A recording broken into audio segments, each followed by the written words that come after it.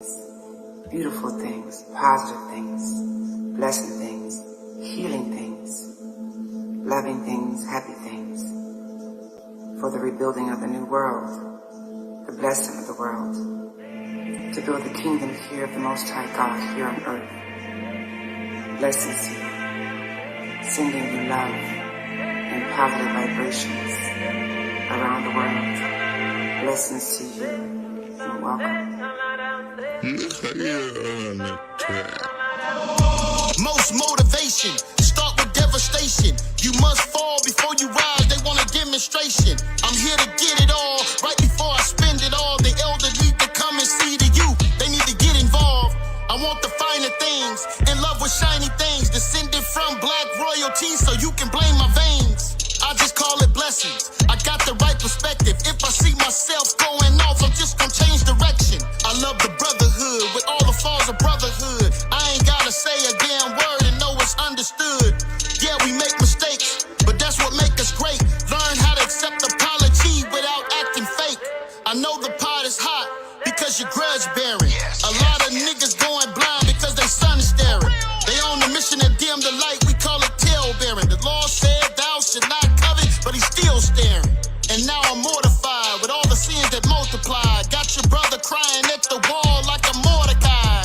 I'm really horrified, a lot of brothers effeminized. They really start to bug my damn nerves, I use pesticide. Unlearn, relearn, and apply. Get your blessings from the Most High. Matthew 7:7, seek and ye shall find. If ye knock, it shall be open wide. Blessings, ayy, get your blessings, ayy. Deuteronomy 28:2-3. All these blessings shall come upon thee. All these blessings shall overtake thee. Get your blessings, hearken unto thee. Blessed shall thou be in the field, blessed shall thou be in the city. I push a Range Rover until the rain's over. Dying from an overdose of hate, man, he can't stay sober. But it's not the car, it's my spirit, man. Claiming that he show brotherly love, but he never does. There's no greater wealth than your family's health. Gather all the negativity and put it on the shelf. And it's nothing wrong when you have success. A father leave inheritance to his children, that man is blessed. Unlearn, relearn, and apply. Get your blessings from the Most High. Matthew 7:7, seek and ye shall find. If ye knock, it shall be open wide. Blessings, ayy, get your blessings, ayy. Deuteronomy 28:2-3. All these blessings shall come upon thee. All these blessings shall overtake thee. Get your blessings, hearken unto thee. Blessed shall thou be in the field. Blessed shall thou be in the city.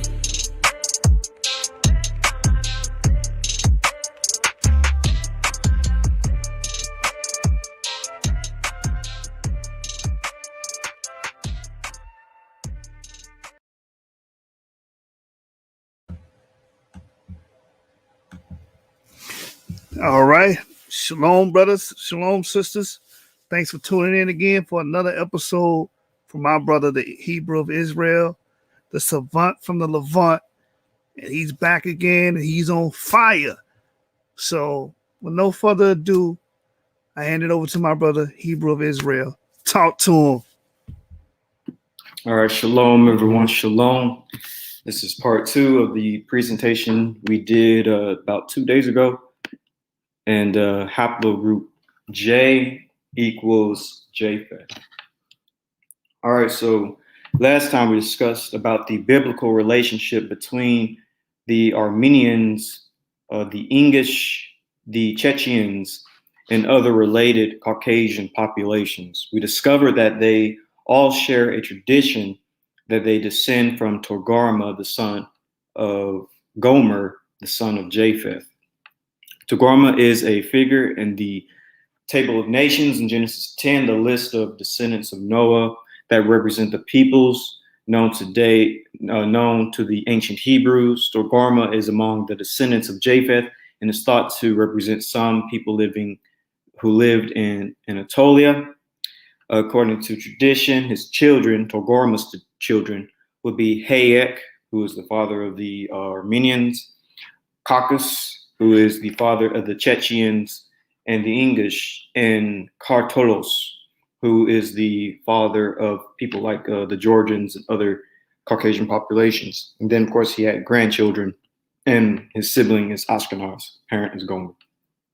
When it comes to Armenian and Georgian tradition, another Togarma is one being the son of Titus and Gomer, is mentioned by Armenian Moses of Caron, and Georgian Leonti Mavroni, who regarded Togarma as the founder of their nations, along with other Caucasian peoples. According to Moses of Caron, History of Armenia, and to Leonti Mavroni, medieval Georgian chroniclers, Togarmos was thought to have lived in Babylon before he received the land between the two seas and the two mountains, i.e. the Caucasus, in his possession. He then settled near Mount Ararat and divided his land among his sons. And Kakos, or Karavoskis, was the supposed ancestor of the Chechens and the English, according to the Georgian chronicles. And of course, parent is Togarma. And the ancient identification of their country with Togarma by the Armenians, though correct, is probably due to the Septuagint transposition of G and R, which has caused them to see therein the name of Togarma, father of Hayek, the founder of their race. And many commentators connect Togarma with Armenians. The Armenians themselves traditionally claim to be the descendants of Hayek, son of Togarma. Ancient Greek writers speak of the Armenians as famed for their horses and mules. And so here's sort of a good map that someone created for the territory of Togarma, basically being the Southern Caucasus, northern Mesopotamia, situated in between Iran, Anatolia, and south of Armenia, or really just in the center of Armenia when it comes to greater Armenia. But yes. That being said, let's keep our focus on the Armenians, the English, and the Chechens. What more can we learn about their ancient ancestors? What more can we learn in anthropology that connects all these people? To answer these questions, let's turn our attention to the core or axis culture, because I said I will break down and discuss this culture. So the core or axis culture, the English and the Chechens, how are they related to this culture? Well, we spoke in the past about this, and this is a good book, The Chechens, a handbook about the Chechen history. It says, on the other hand, the Northern Caucasian perspective goes back to the most ancient of Caucasian cultures, dating back to more than 5 millennium ago. For thousands of years, the Vanak lived in the Northern Caucasian Domlicao, which waxed and waned as invaders came and went, but was preserved more or less intact due to the nation's presumed authenticity. Linguistic evidence ties the Vanak culture to the ancient Hurrian and Uratrian civilizations that flourished in the Near East a few millennium ago. The Vanak also consisted an important element in the Neolithic core or axis culture in the Trans-Caucasus. So here is where the core or axis culture is situated. It's south of the Caucasus Mountains. Some of it goes into the territory of Anatolia and also a little bit into Iran. And so the core axis culture, called after the river valleys in the Trans-Caucasus, where excavations revealed its remains extended from the 4th/3rd millennium BC to the early Bronze Age. It was one of the major civilizations of its time, on par with those of Mesopotamia, with which it established trade relations. This culture is considered indigenous to the Caucasus, and one of its important variants is believed to have been established by the ancestors of the Dagestanis. It is believed that the Hurrian civilization gave rise to this Trans-Caucasian Neolithic culture, which later spread to parts of Asia Minor and the Middle East. Again, here's just another map showing that. This would be the ancestors of the English, the Chechens, and the Hurrians.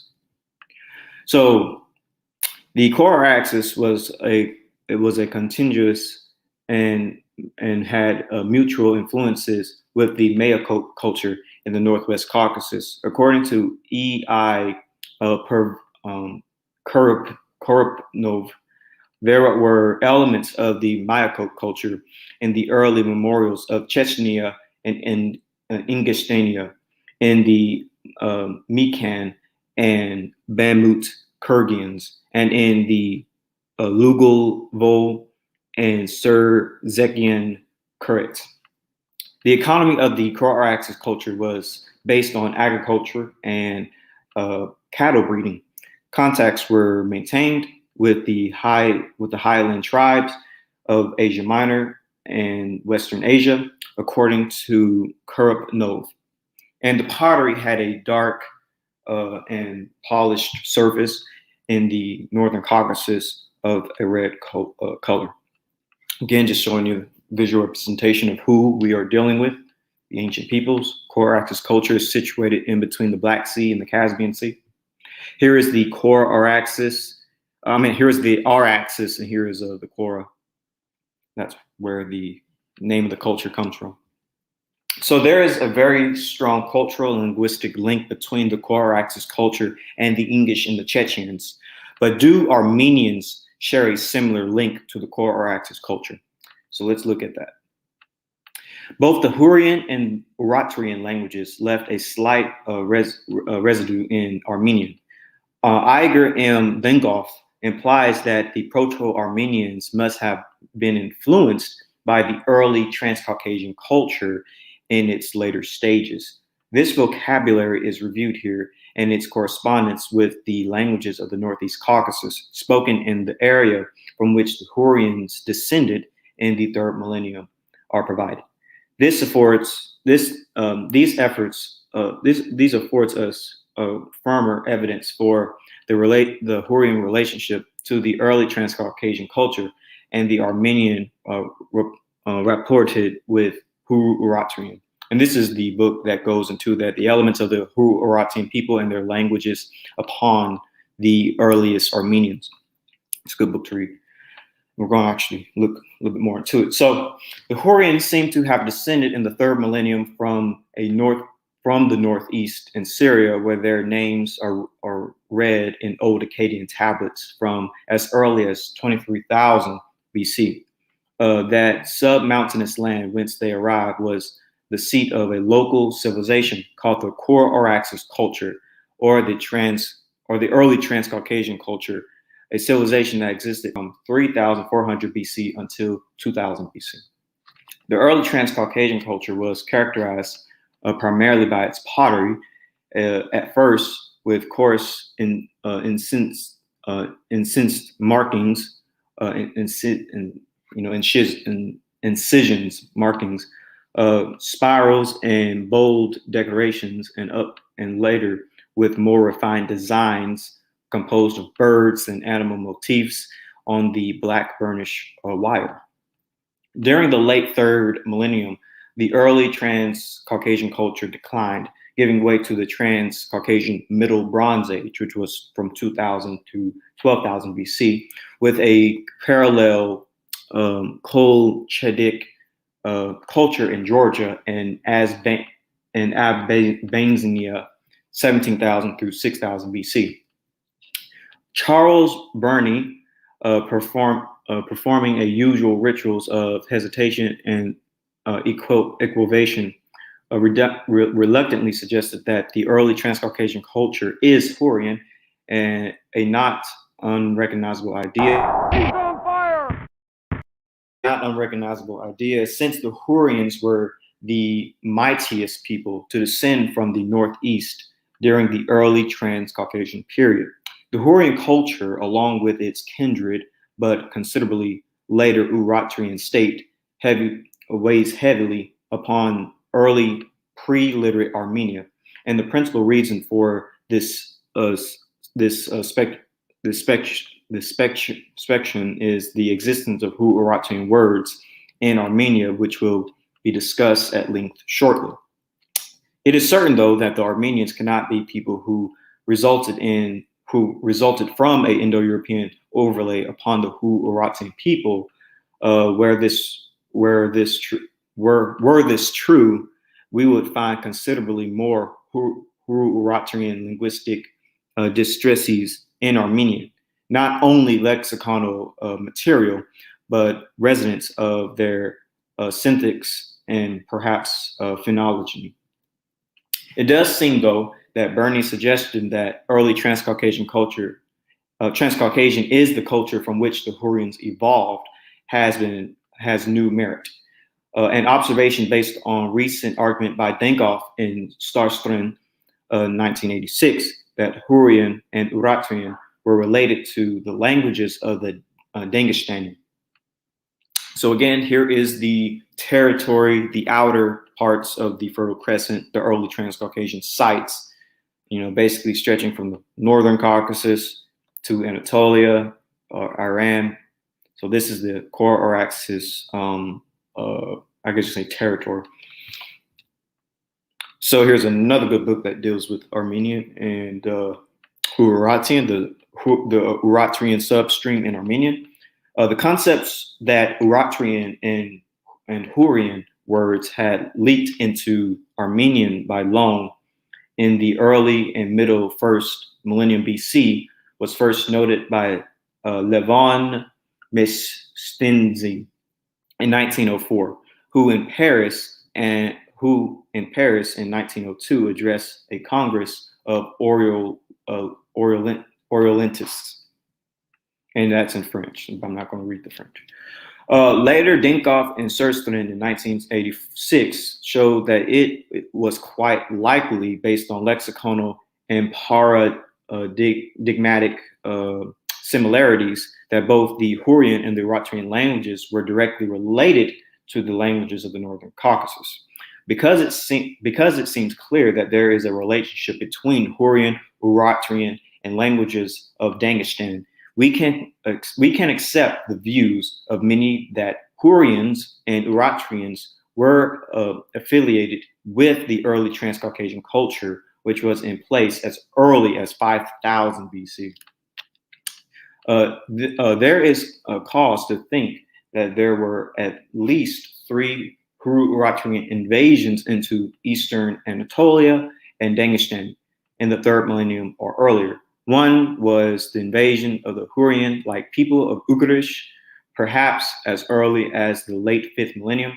They were rooted in the middle 3rd millennium and moved north into the Caucasus, becoming one of the Northeast Caucasian peoples bearing a language quite similar to Anatolian Hurrian, and at least a part of the Dangestani group, but I think more precisely the Lenzertu. The actual Hurrians who penetrated central Anatolia seem not to have reached the Caucasus, but were absorbed in central Anatolia, not to be hard of again, and because of the south central location, had only a doubtful effect on the Armenians. That Ugarish is secondarily related to the Hurrian people of central Anatolia, sure, and that can imply that Ugarish people are also related to the Dangestani early Transcaucasian culture. Certainly appears likely. And so let me just go back to this image. Here is Ugarish, by the way. The Hurrians would have also been in Ugarish, also known as Mosan. So I'm going to go back to where I was at. And of course, here's the territory of the Hurrians and the ancient kingdom of Urartu. There's Lake Van, by the way. And you see the Armenians are like right above the Hurrians, very close, along with people like the Hittites and other Caucasian populations and Iranian populations. And you see how close they are to Semites as well, who are south of them. So there are links between the Corax's culture and the Armenians. The ancient culture that could link the Armenians, English, and the Chechens, and perhaps other Caucasian peoples, is the Corax's culture. So this culture is very important to our studies when it comes to the ancient Near East. With that being said, what exactly is the Corax's culture? All right, let's begin. The Corax's culture was a civilization that existed from about 4000 BC until about 2000 BC, which has traditionally been regarded as the date of its end. Some locations it may have disappeared as early as 260 or 270 BC. The earliest evidence for this culture is found on the Ararat Plain. It spread northward in Caucasus by 3000 BC. And the geographical region is Southern Caucasus, Armenian Highlands, and North Caucasus. Period is Bronze Age. So here's just a visual representation of that. You see the darker line right here. This is the archaeological sites, the very, very dark line. And the gray area you see, anywhere you see that it's gray, this is the area of the core axis. And this dark line is archaeological sites as well as the homeland. So any, by the way, circle you see is like a modern city. All the information is right here. So altogether, the early Transcaucasian culture enveloped a vast area, approximately 1,000 kilometers by 5,000 kilometers, and mostly encompassed the modern day territories, the Southern Caucasus, except Western Georgia, Northwestern Iran, and Northeastern Caucasus, Eastern Turkey, as far as Syria. The name of the culture is derived from the Kora and the Araxes River valleys. It gave rise to the later Kibrit-Kairik wire culture found in Syria and Canaan after the fall of the Akkadian Empire. We'll touch on that later. Rather quickly, elements of the Core-Araxes culture started to recede westward to the Urzum Plain, southwest of Sicilia, and to the southeast into the area of Lake Van, and below the Uruma Basin in Iran, such as the Golden Tupi. Finally, it proceeded into the present-day Syria, Akhum Valley, and as far as Palestine. Its territory corresponds to large parts of modern Armenia, Azerbaijan, Chechnya, Dagestan, Georgia, Ingushetia, North Ossetia, and parts of Iran and Turkey. At Sos-Hoki in Erzurum province of Turkey, early forms of Core-Araxes pottery were found to associate with local Cymrics as early as 3,500 through 3,300 BC during the early Bronze Age, in 3000 through 2200 BC. This settlement was part of the Core-Araxes phenomenon. At Arslantup in Turkey, around 3000 BC, there was widespread burning and destruction, after which Core-Araxes pottery appeared in the area. According to Geoffrey Summers, the movement of Core-Araxes people into Iran and Van region, which he interprets a quite sudden, started shortly before 3000 BC and may have been proponed by the late Uruk collapse, end of the Uruk period, taking place at the end of Uruk 6 phase of 3100 BC. At some point, the culture's settlements and burial grounds expanded out of lower land river valleys, and into highland areas. Although some scholars have suggested that this expansion demonstrated a switch from agriculture to pastoralism, and that it serves as possible proof of a large-scale arrival of Indo-Europeans, facts such as that settlement in the lowlands remains more or less continuous suggests merely that the people of this culture were diversifying their economy and encompassing crop and livestock agriculture. Shin Grint settlement in a prominent Core-Araxes site in present-day Yerevan area in Armenia. It was inhabited from approximately 3200 BC to 2500 BC. Later on in the Middle Bronze Age, it was used irregularly until 2200 BC. The town occupied an area of 6 hectares, which is large for core Araxes sites. The economy was based on living and farm stock raising, especially of cattle and sheep. They grew grain and orchard crops and are known to have used implants to make flour. They raised cattle, sheep, goats, dogs, and in later phases, horses. Before the core Araxes period, horse bones were not found in Transcaucasia. Later, beginning about 3300 BC, they became widespread with signs of domestication.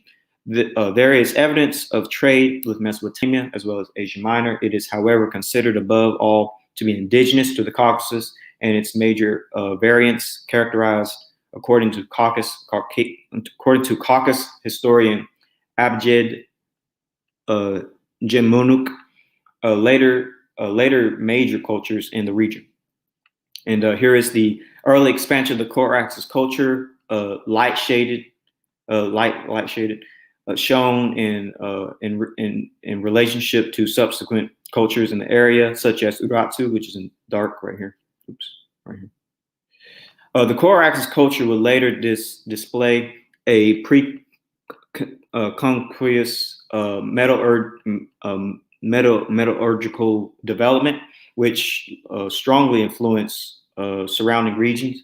They worked copper, arsenic, silver, gold, tin, and bronze. Their metal goods were widely distributed from the Volga, the Dnieper, the Don Donets River system in the north to Syria and Palestine in the southern, and Palestine in the south, and Anatolia in the west. Their pottery was distinctive. The spread of their pottery along trade routes into surrounding cultures was much more impressive than any of their achievements domestically. It was painted black and red using geometric designs. Examples have been found as far south as Syria and Israel, and as far north as Dagestan and Chechnya. The spread of this pottery along there with archaeological evidence of invasions suggests that the core Araxes people may have spread outward from their original homelands, and most certainly had extensive trade connections. Abjenuk believes that its southern expansion is attributed primarily to Mitanni and the Hurrians. So here is core Araxes pottery. As they said, it is a black burnished pottery with a red rim. And here are some like necklaces, arrowheads, and other types of jewelry designs and tools. Anyways, the core Araxes culture is closely linked to the approximately contemporaneous Myoko culture of the Northern Caucasus. The two cultures seem to have influenced one another. Their practice of storing relatively great wealth in burial kurgans was probably a cultural influence from the more ancient civilizations of the Fertile Crescent to the south. According to Polumbi in 2008, the typical red-black wire of core Araxes culture originated in eastern Anatolia and then moved on to the Caucasus area. But then those cultural influences came back to Anatolia, mixed in with other cultural elements from the Caucasus. So now the ethno-linguistic makeup. While it is unknown what cultures and languages were present in core Araxes, the two most widespread theories suggest a connection with Hurru-Uratrian and or Anatolian languages. In the Armenian hypothesis of Indo-European origins, this culture, and perhaps that of the Myoko culture, is identified with the speakers of the Anatolian languages. So here is the core Araxes culture, and here it is. I have a map showing the Hurru-Uratrian languages, and it does perfectly overlap with that language group. And most linguists that I've seen pretty much believe that the early core Araxes people spoke a Hurru-Uratrian language, or perhaps a Hurrian language. Now let's deal with a little bit deeper, dealing with books of the Araxes culture. Here is an abstract. The book is called Prehistory and Proto-History of Ancient Civilizations. And so the abstract reads, the Araxes, a cultural tradition of the late 4th and 3rd millennium BC, has recently become a focus of international archaeological research. It was first discovered in the mountains of Tartarus and the Southern Caucasus. From near the beginning of the tradition, evidence suggests that populations bearing some of its hallmarks, black burnished handmade pottery, and a ritual of Hardeth spread out over a wide region of the Tartarus, Zagros, and Caucasus Mountains, and as far south as the area of the Sea of Galilee in the southern Levant. Here's another book called Ancient Turkey. And so just going to read this section. Instead, the greater part of the population still lived in villages with a rural lifestyle that involved tilling the ground and raising stock. Around 3,500 BC or slightly earlier, the character of the Eastern Anatolian highlands began to change, reflected primarily by the appearance of visually striking pottery fired with a red and black color spectrum. Handmade, well burnished, and often decorated, these sacraments form one of the most distinctive archaeological horizons of the ancient Near East, referred to in literature as Araxes or early Transcaucasian.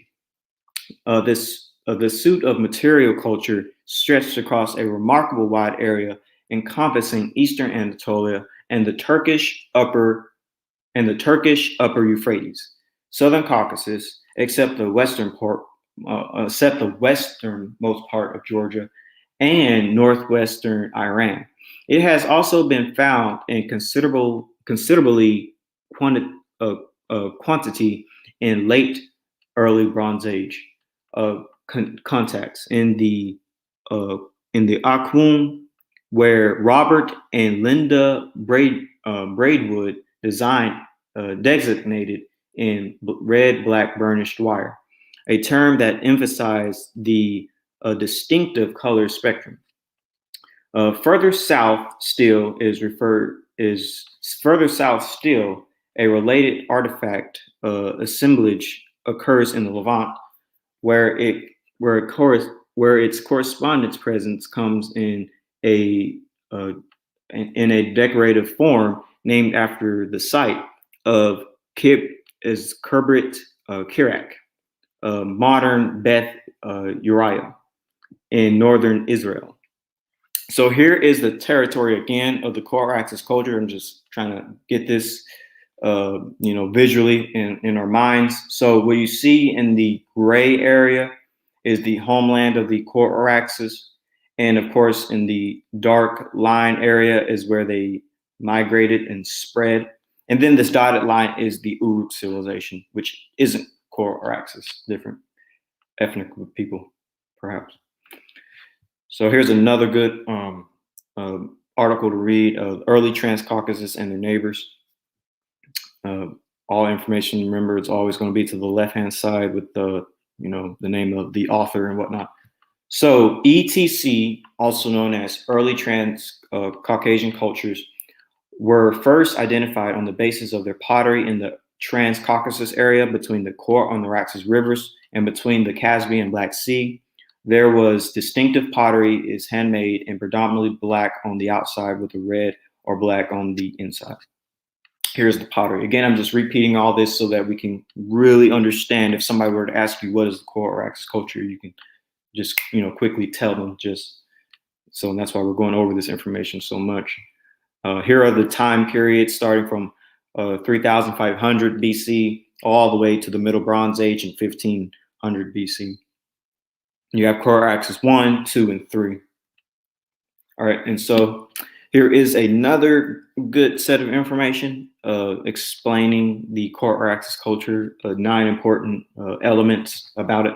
The core Araxes existed from roughly 3,500 to 2,500 BC, such as it is part of a millennium recognized as one of the most dramatic in humankind long story of development and change. It was during this time in Mesopotamia that polities at the level of complexity of states, urban systems, economic and political centralization, mass production of exchange over vast areas, the Uruk expansion, and the formalization of religion into temple systems evolved. Not just trade goods, but populations were on the move through this time, and connections existed from the Near East to the Eurasian steppe and to South Asia. In the mountains and hills neighboring Mesopotamia, to the north, Tartarus and Caucasus, east, the Zagros, and west, the southern Levant hills along the Great Rift Valley, societies came into existence, developed, and disappeared into time. Smith describes as mobile and militaristic. Scholars to date have envisioned a core Araxes with a homeland in the modern South Caucasus countries of Georgia, Armenia, Azerbaijan, and northeast Turkey. Groups from the homeland that migrated into a huge diaspora extending across the Tartarus mountain front and southwest into the southern Levant, southeast into the Zagros Mountains Zagros Mountains around Lake Umra, and to the Kan-Gurver Valley across the Lits Littoral in the south of the Caspian Sea, as well as north into Dagestan and the North Caucasus. Because of this widespread dispersal, it is referred to by many names, core Araxes, early Transcaucasian, or names of early type sites such as Shengevenstein, Pular, Kurzia, and Kerbit Karak, etc.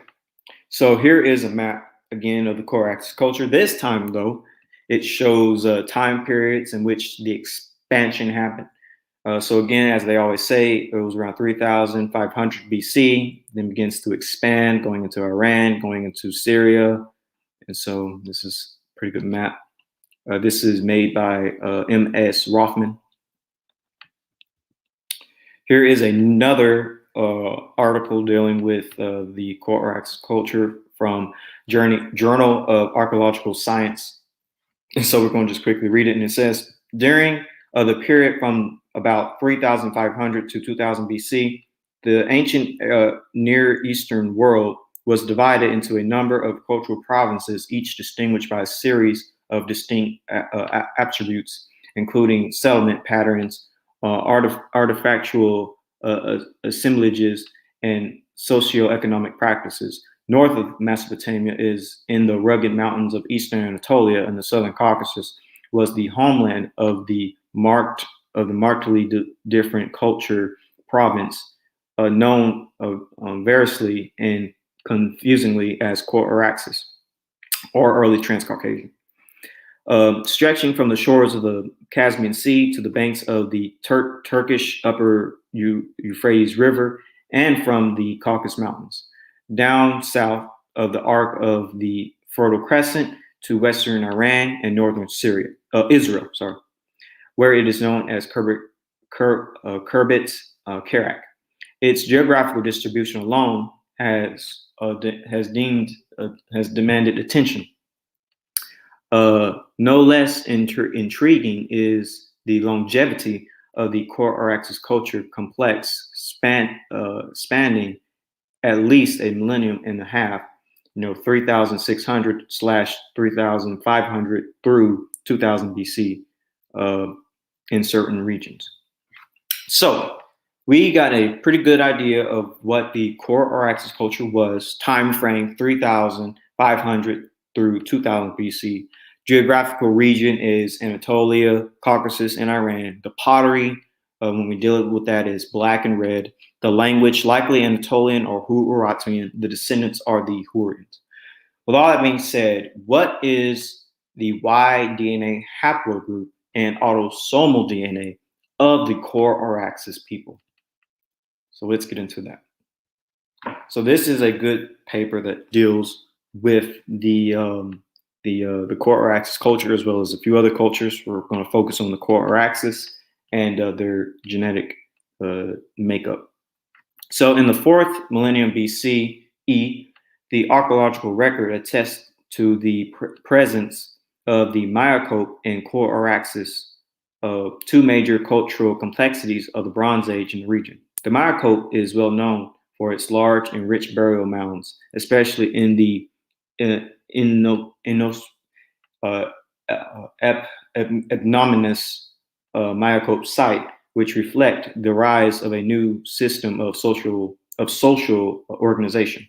While the core Araxes is found on both flanks of the Caucasus mountain range, demonstrating a connection between the north and the south.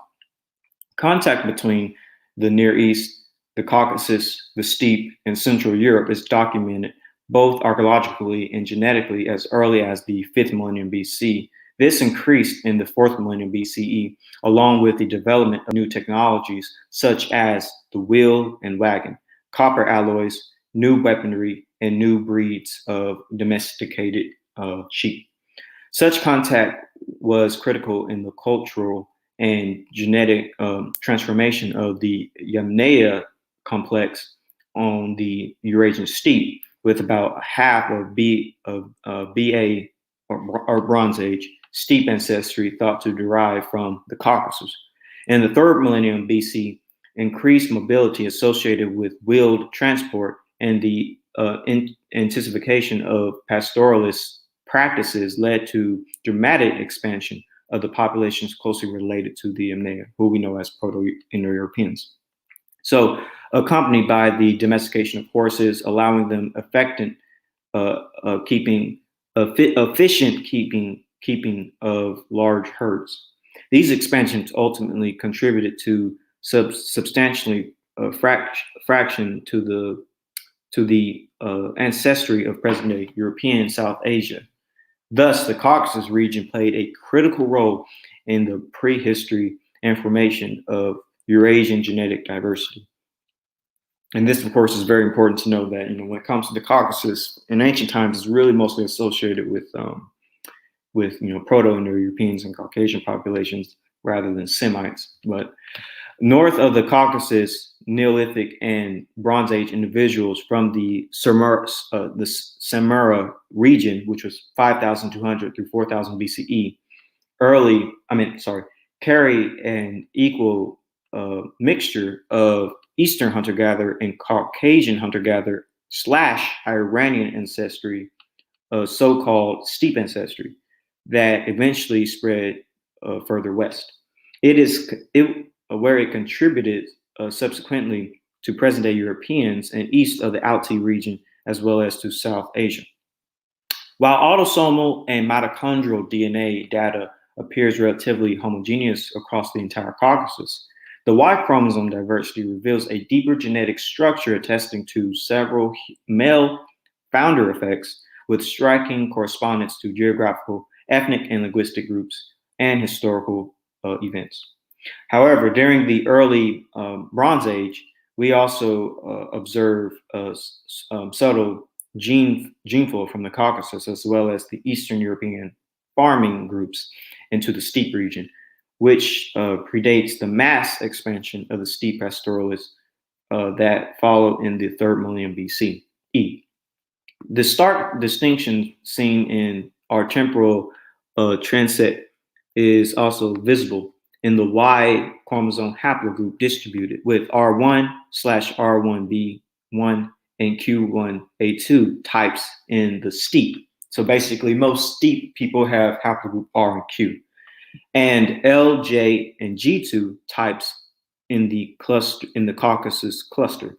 And so the most of the Caucasus populations are L, J, and G2. So characterizing the Caucasus ancestry profile. These individuals closely resemble the preceding Neolithic Caucasus individuals and present a continuation of a local genetic profile. This ancestry persists in the following centuries, at least until 3100 YBP, which would have been around the time of 1100 BC, as revealed by individuals from the core Araxes from both the northeast, the Velnet and Dagestan, and the South Caucasus, the Capes and Armenia, as well as Middle Bronze Age / Late Bronze Age individuals from the north.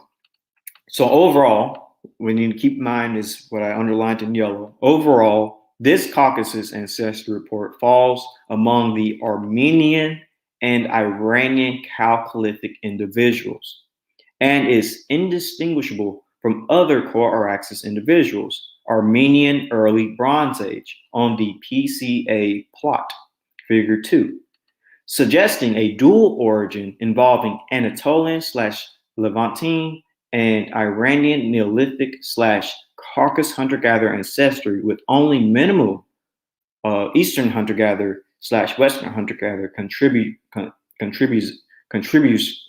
contribution possibly as part of the AF ancestry.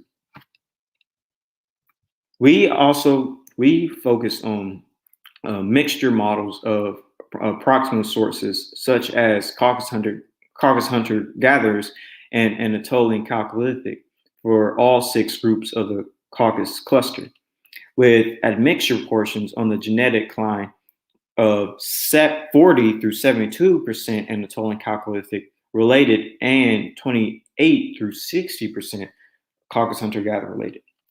We hypothesized that alternative models replacing the Anatolian Chalcolithic individual with yet unsampled populations from the Eastern Anatolia, South Caucasus, or Northern Mesopotamia will likely also provide a fit to some of the tested Caucasus groups.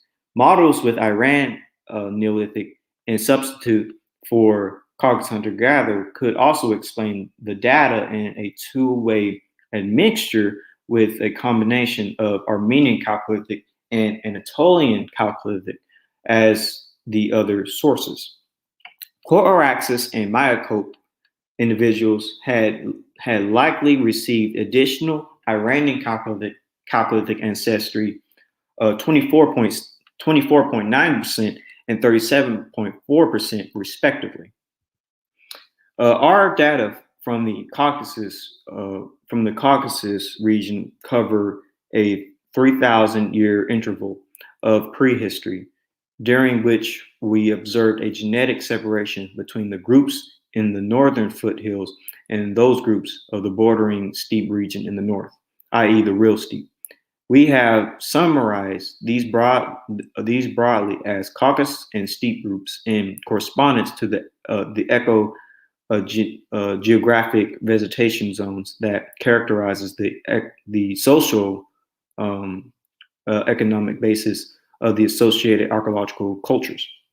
A fact that individuals buried in the Kurgans in the northern Caucasian Piedmont zone are more closely related to ancient individuals from regions further south in today's Armenia, Georgia, and Iran results in 2 main observations. Even without direct ancient DNA data from northern Mesopotamia, our results suggest an increasing assimilation of Chalcolithic individuals from Iran, Anatolia, and Armenia, and those of the Neolithic Caucasus during 6000 through 4000 BCE, and thus likely also intensified cultural connections.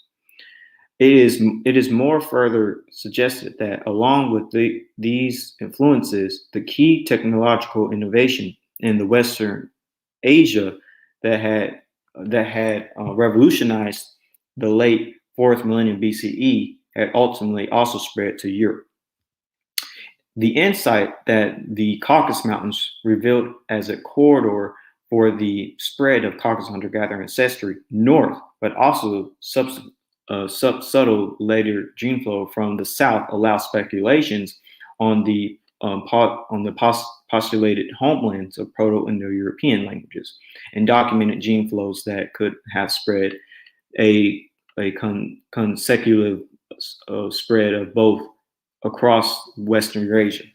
This also opens up the possibility of the homeland of PIE, or Proto-Indo-European, south of the Caucasus, and could offer a parsimonious explanation for early branching off of Anatolian languages, as shown on many Proto-Indo-European tree topologies.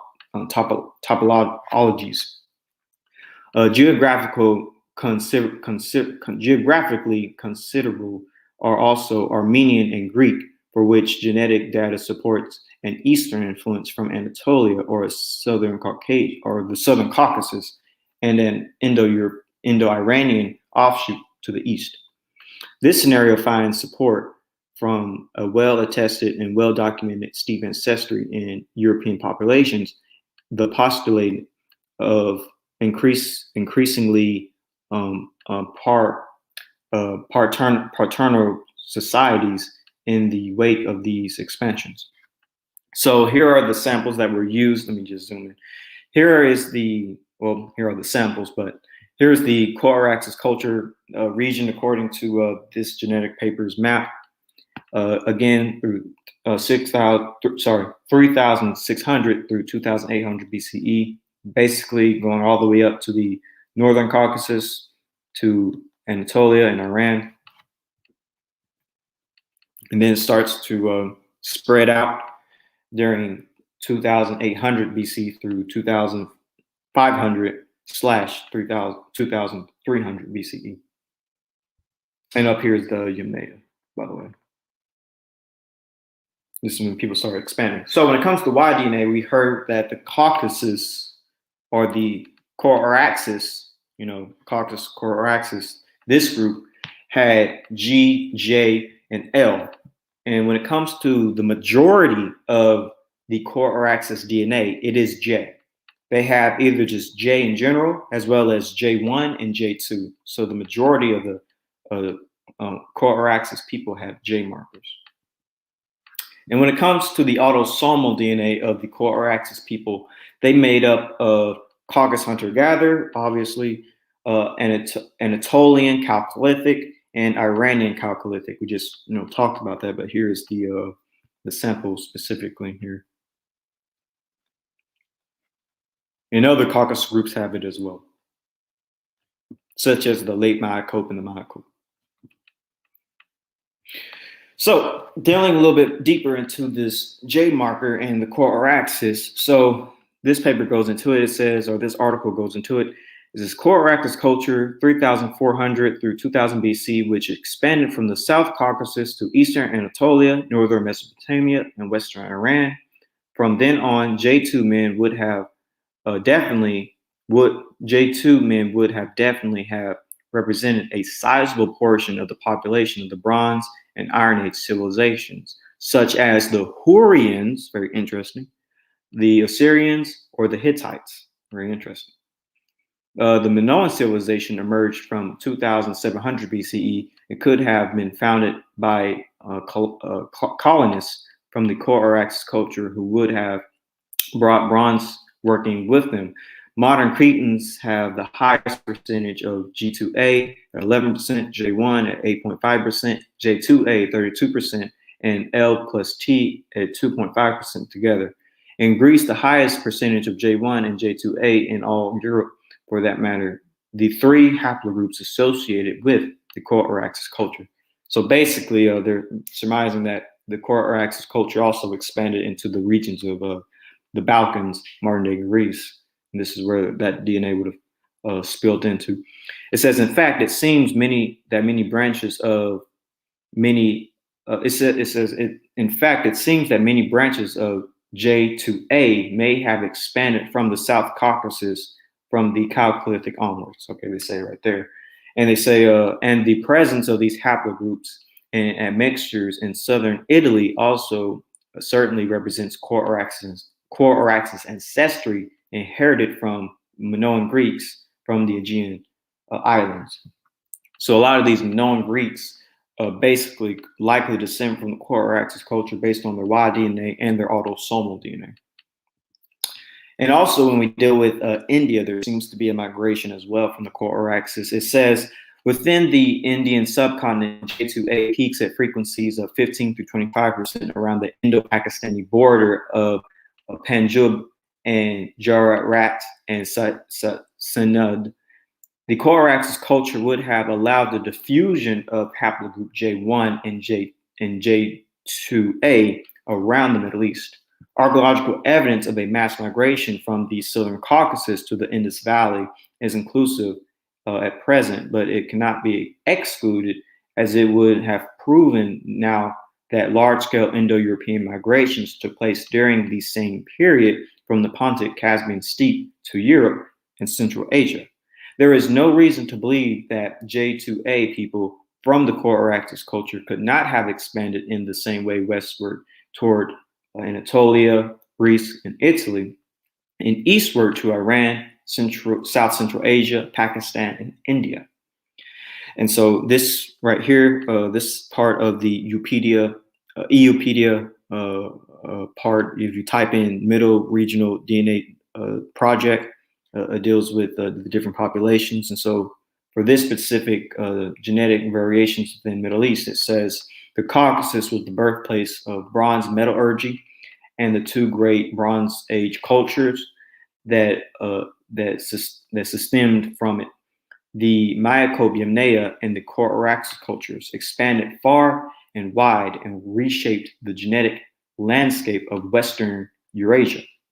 South Caucasians would have belonged to haplogroups J1 and J2, later associated with the core Araxes culture. So basically, Southern Caucasians are the ones that birthed haplogroup J1 and J2, and they come from the core Araxes culture.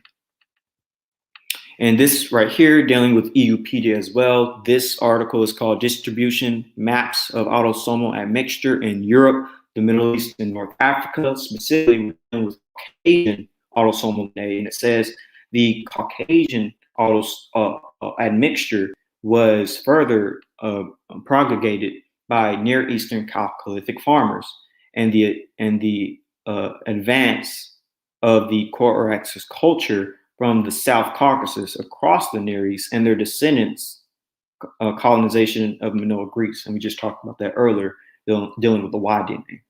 So core Araxes people sort of spread this Caucasian DNA that's seen in places like with the ancient Minoan Greeks, as well as in Near Easterners. So here's a map of the Caucasian admixture. You see, of course, obviously its highest concentration is in the Caucasus, and then it sort of spreads out into the Middle East, into Anatolia, into the Mediterranean areas.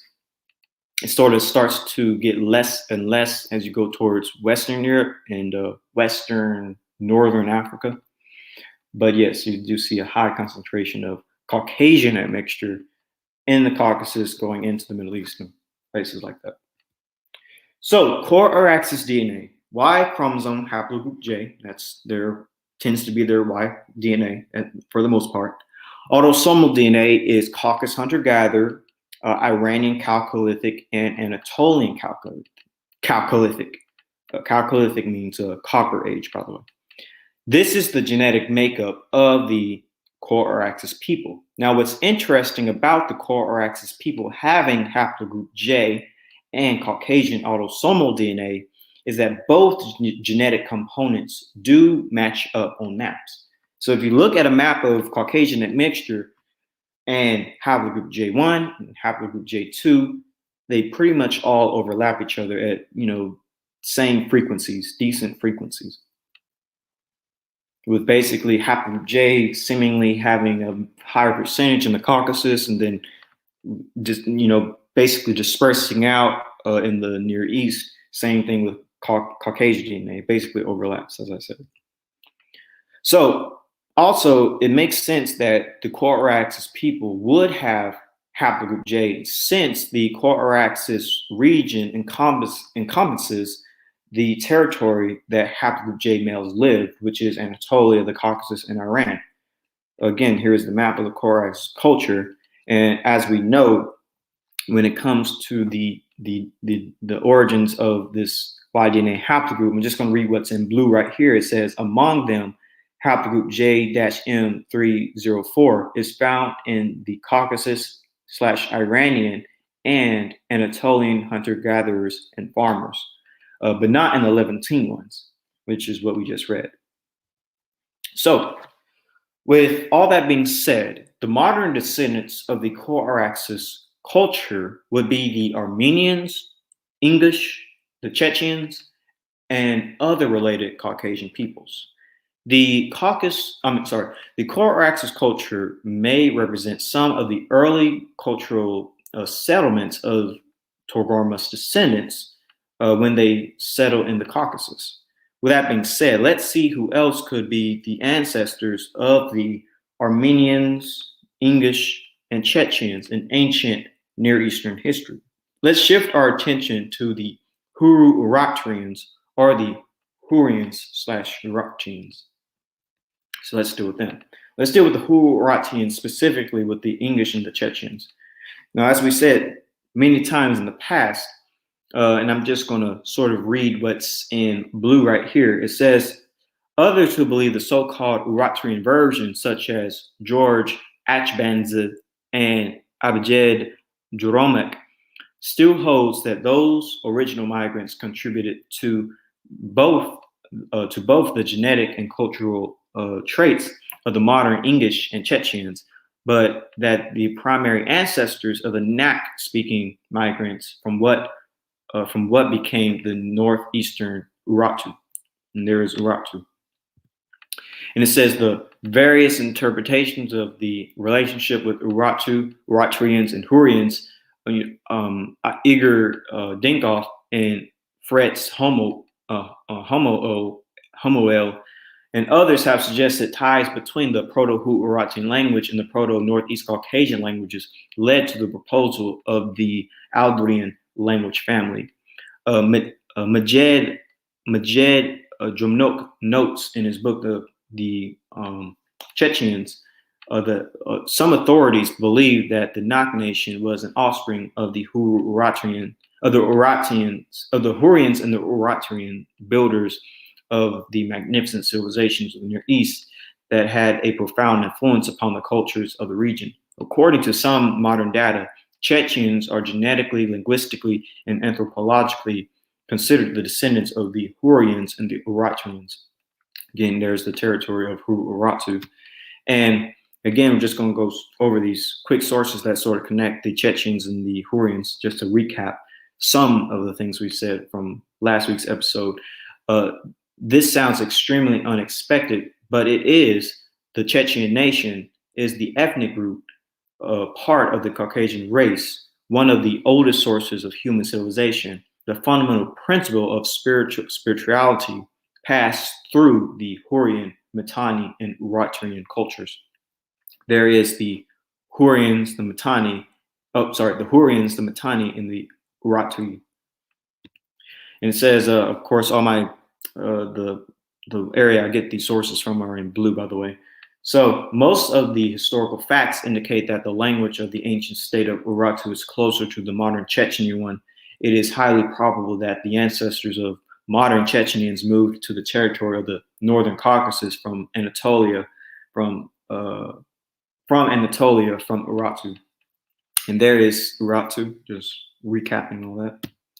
Today, Urartologists do not deny the kinship of the Chechenians with the Urartians. The kinship of the Hurrians, Urartians, Chechenians is confirmed by those who study it. Hence, the following conclusion follows: Chechenians are Urartians. Urartians is the remaining branch of the Chechenians in Asia Minor. actually its structure, grammatical features, completeness, and grammar of classes, etc. Eritrean and Chechen are similar to each other. And again, here is the territory of the Hurrians, and here is the Mitanni civilization in green. So the Eritreans themselves, or Chaldeans, are called their country and state Benaneli, from which comes the modern name of Lake Van, and the basin in which the center of the state was located. Since ancient times, Eritrean, Chaldean tribes akin to the Hurrian population of the countries to the southwest of Lake Van lived around Lake Van and the adjacent areas. The Eritrean, as well as the Hurrian language, belong to the special linguistic family among the modern languages. The closest to them are some languages of the Northern Caucasus, Chechenian, and English. And here is Lake Van. Last quote: of the peoples existing in our time, the Chechenians and the English are the closest to the Hurrian, Eritrean in terms of language. And there's Hurrian.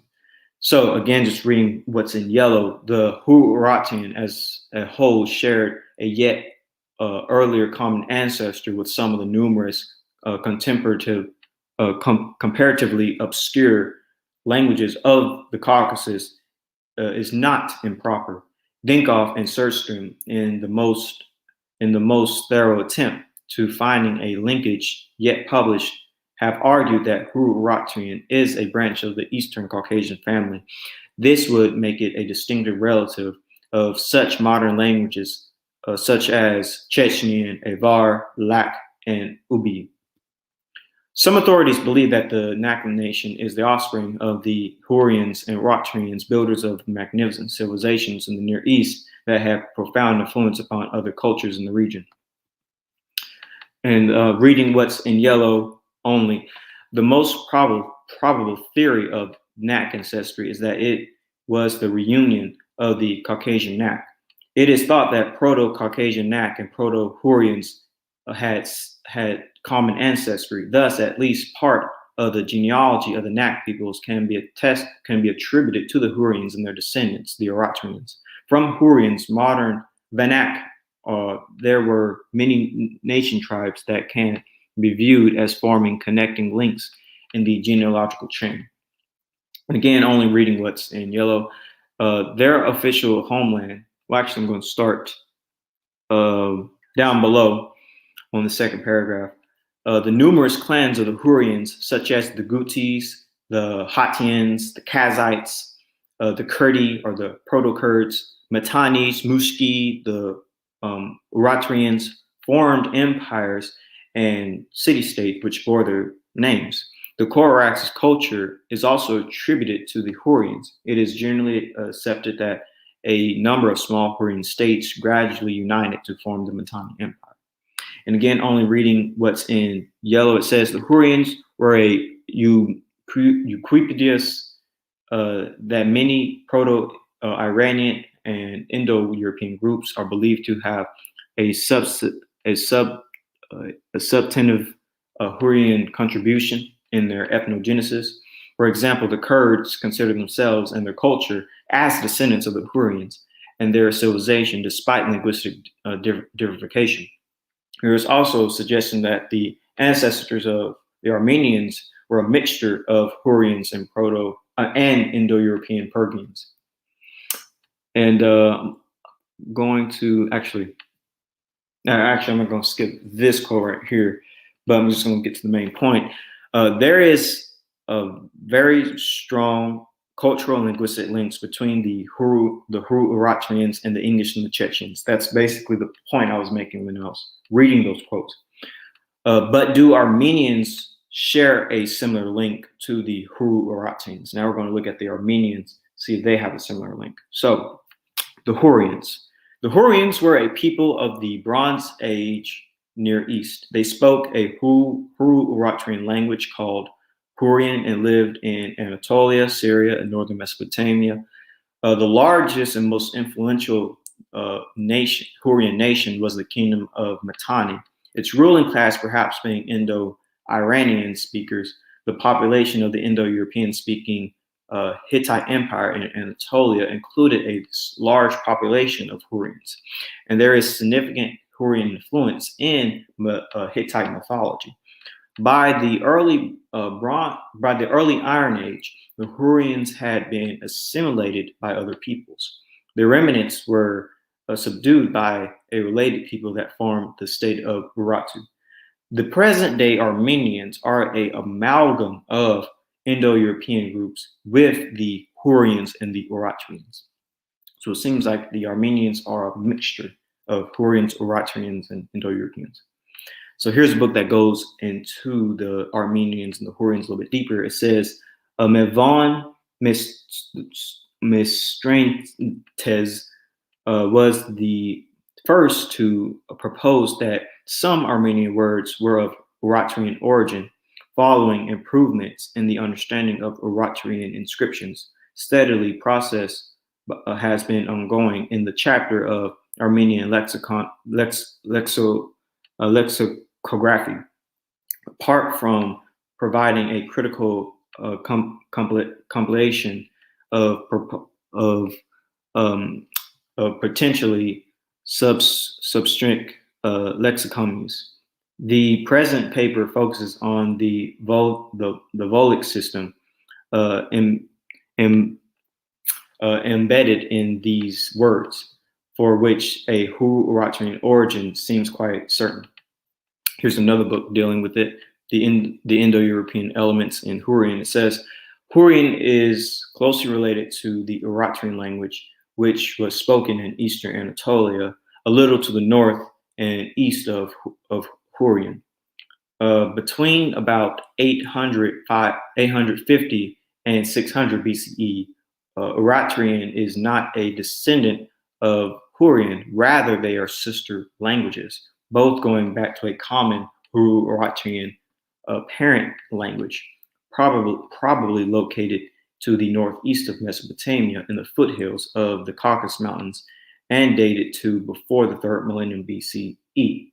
Dinkoff concluded that Hurrian is not a later dialect, that Urartuan is not a later dialect of Hurrian, but a separate language derived from one parent, with the latter, and in some respects, representing more archaic features than the Hurrian language. Urartuan remained spoken long enough for Armenia to borrow a few words with a fairly clear Urartuan origin. And here's another book dealing with the connections between Armenia and Urartuan. And it says, the area where Armenians settled had been previously inhabited by speakers of Urartuan, a non-Indo-European language whose only relative is Hurrian, spoken in northern Iraq from 2200 until 1200 BC. While Urartuan is mostly known from short monumental public inscriptions, Hurrian is by far better attested because of the large number of cuneiform inscriptions found in Mari, Boghaz, Khoi, and etc. There are certainly some loanwords of Urartuan origin in Armenian, and it has been argued that a Urartuan substring influenced the structure of Armenian to a large extent. For example, Hurrian and Urartuan both had a rather complex system of cognates and cognate structures, a clearly agglutinative structure, a rich case system, and a lack of grammatical gender. The influence of the substring on Armenian is undeniable, as a large portion of Armenian vocabulary is of unknown origin. Now, here is a decent book dealing with the Encyclopedia of Indo-European Culture, connecting the Armenian and the Hurrian. So it says, it has been calculated that no more than 450, certainly no more than 500 Armenian words are directly inherited from Proto-Indo-European. The early non-Iranian words, though, much much smaller in number, are not without their interests as well. The language that preceded Armenian in Northeast Asia Minor was Uratrian, itself a close relative of the better known Hurrian. The close agreement in shape of these classical Armenian words and their presumed sources is remarkable, especially as the actual borrowing is likely to have taken place a millennium or millennium and a half before Armenian is first attested. So Armenian, the territory of the Armenian language appears to have been roughly coincidental with that of the early non-Indo-European Hurrian and closely related Uratrian with dark shading. So this is that geographical region of the Hurrian and Uratrian.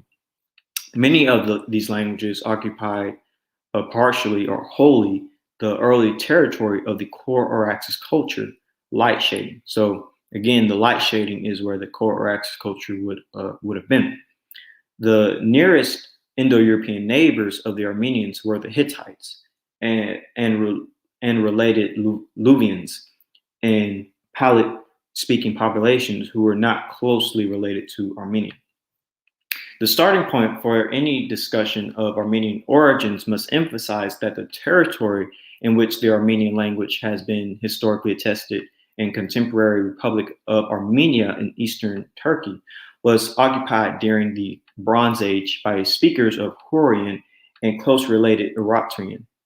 The earliest Hurrian inscriptions are dated to the mid-3rd millennium BC, and these ran into the 2nd millennium BC. The southern border of the Hurrians extended to Syria and southeast into the area inhabited in modern times by Kurds along the Iran/Iraqi frontier. To the south of the Hurrians were overlapping with them were the lands of Semitic-speaking peoples. It has been suggested that the Hurrian language is related to the modern Northeast Caucasian language group Nak-Dangestani. By the 1st millennium BC, the Hurrians had disappeared. They were replaced by the southeast portion of their former territory by the Uratrians, who spoke a language closely related to the Hurrian. North of Urartu, in the northern parts of the formerly Hurrian area. To the east of the Hurrian-Uratrian complex were the Gutians, known only from personal and place names that suggest a different and unrelated language grouping, who occupied the territory south of Lake Umra in what is now Iran. To the west of Hurrian-Uratrian complex were various members of Indo-European Anatolian groups, Luvians in southern Anatolia and Hittites, who had replaced the non-Indo-European Hatti and taken their name, the Planic speakers in central Anatolia. So Armenians, according to Dinkov, are then an amalgam, a mixture of the Hurrians and Uratrians, Luvians and Proto-Armenian Mushki, who carried their Indo-European language eastward across Anatolia. So there are links between the Uratrians and the Armenians. It's basically the point I was trying to make. We can find links. The ancient peoples that could link the Armenians, English, and the Chechens, and perhaps other Caucasian populations are the Uratrians. So who are the Uratrians? Because we've been speaking about them a lot, but we don't quite know who are they. At least I'm going to pretend that y'all don't know. So the Uratrians. Some linguists, notably Iger M. Dinkov and Surstrom, see evidence of a genetical connection between the Northeast Caucasian family and the extinct languages Hurrian and Uratrian. Hurrian was spoken in various parts of the Fertile Crescent in the 3rd and 2nd millennium BC. Uratrian was the language of Urartu, a powerful state that existed between 1000 BC or earlier and 585 BC in the area centered on Lake Van in central in current Turkey. The two languages are classified together as the Hurru-Uratrian family. Dinkoff proposed the name Alduin for the union of Hurru-Uratrian and Northeast Caucasian. So the Alduin language are a proposed language family that encompasses the Northeast Caucasian Nak-Dangstane languages and the extinct Hurru-Uratrian. And the Alduin is a term from the Greek, the name of an ethnic group mentioned by Herodotus, which is usually equated with the people of the Kingdom of Urartu in modern-day Armenia, northwest Iran, and eastern Turkey. And the term Alduin languages is revived by I.M. Dinkoff for the proposed language family that unites the Hurru-Uratrian and the Northeast Caucasian languages. And here is that map of the Northern Caucasian family tree. And so basically, lastly, the Hurru-Uratrian languages are an extinct language family of the ancient Near East, comprising only two known languages, separately the Hurrian and the Uratrian. It is often assumed that the Hurru-Uratrian languages, or a pre-split of Hurru-Uratrian languages, were originally spoken in the core Araxes culture. And so this book kind of goes deeper into that connection with Hurru-Uratrian and the core Araxes. And it says the Hurru-Uratrian linguistic family consists of two closely related languages, Hurrian with several dialects and Uratrian. Despite the chronological distance between the attested Hurrian and Uratrian, it seems clear that a latter is not a descendant from the former, but the two languages represent two separate branches of a common proto-language, Proto-Hurru-Uratrian, for the pre-literate period. It is natural to associate the Hurru-Uratrian people with the core Araxes, early Transcaucasian archaeological culture. Here's another book that deals with it. In the period immediately prior to the emergence of the Hurrians in the northern area of their distribution was occupied by the core Araxes culture, 3,400 through 2,500 BC. The distribution of the core Araxes sites would encompass the territory of the Ito and Uratrians, as well as the northern part of the Hurrians. It is often presumed that the core Araxes culture is an archaeological reflection of the Hurrians. And here's the last book, the Historical Dictionary of the Hittites. While the Hurrian presence in northern Mesopotamia and Syria during the late 3rd millennium BC is a preforce agreed, there remains a reluctancy to concede the case for a Hurrian homeland, contemporaneous with the extensive early Transcaucasian ETC cultural zone. There is, however, now some quantified support for this theory and a willingness to postulate a proto-Hurrian homeland. This nomenclature is logical, given a wide agreement that Hurrian and Uratrian were linguistically related through common Proto-Hurru-Uratrian ancestors with possible East Caucasian affinities. And again, early Trans-Caucasian culture is basically core Araxes culture. Whenever they say ETC or early Trans-Caucasian, it's basically core Araxes.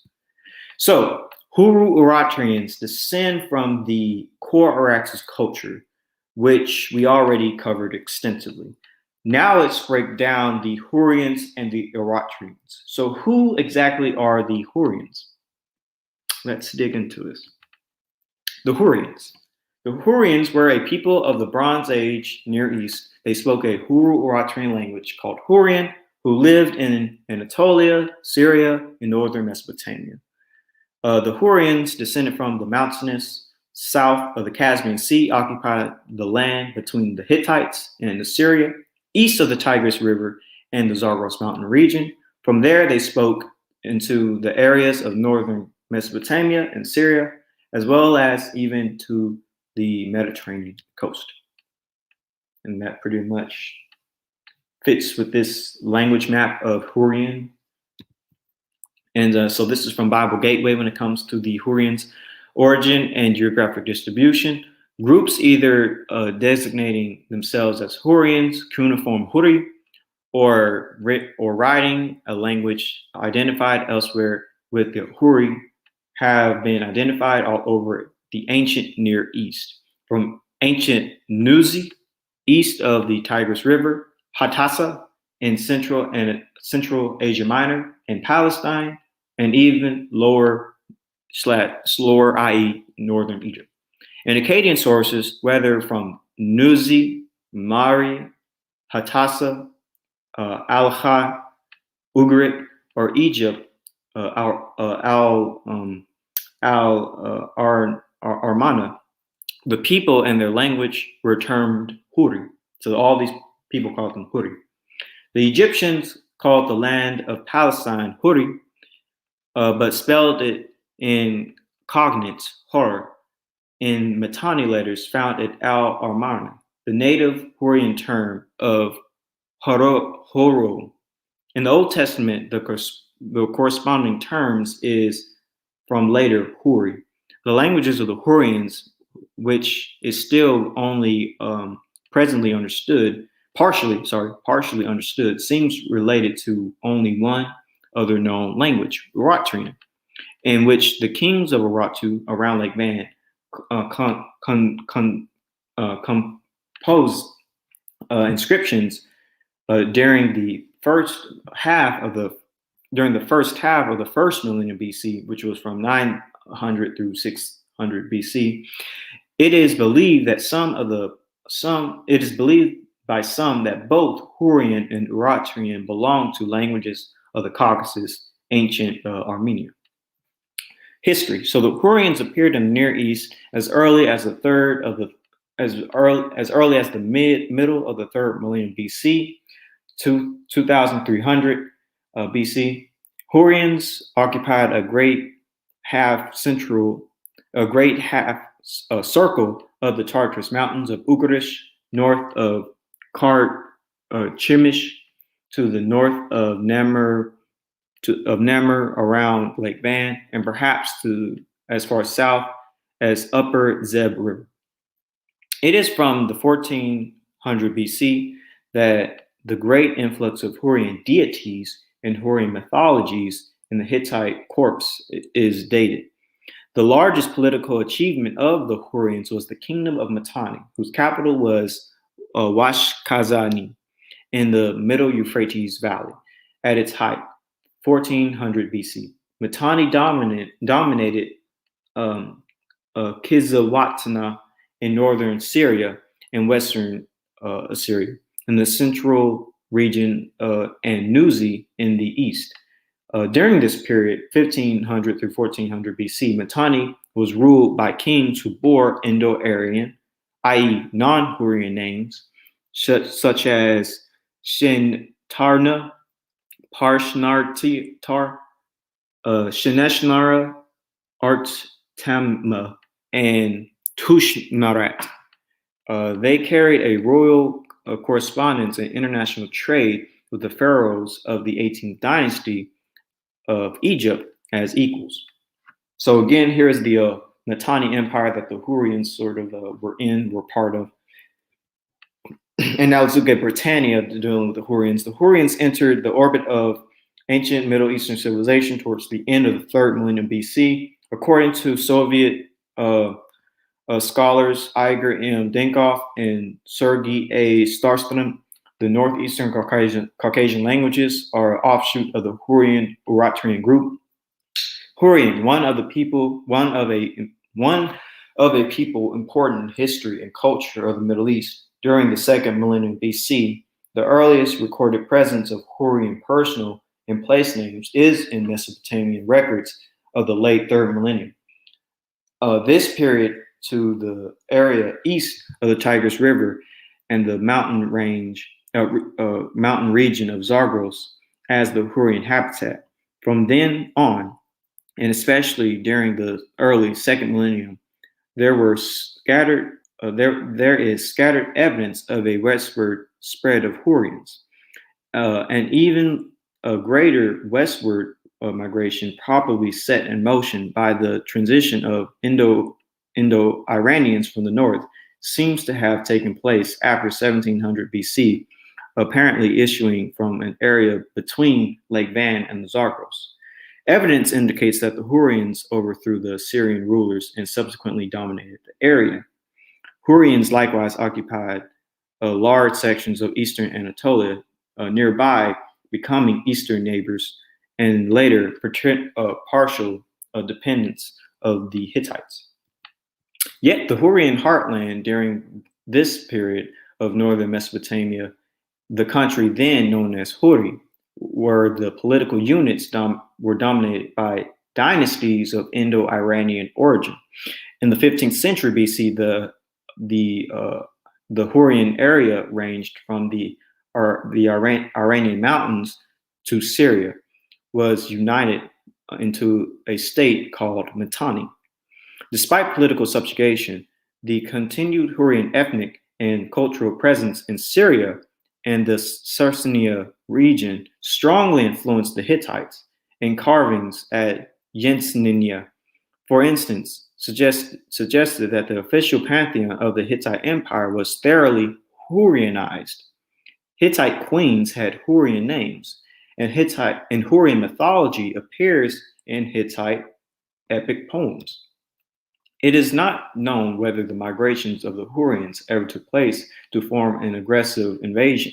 18th century BC text from Mari speaks of battles with the Hurrian tribe of Turku, south of Lake Umra, some 1,150 miles from the Caspian Sea, southwest corner.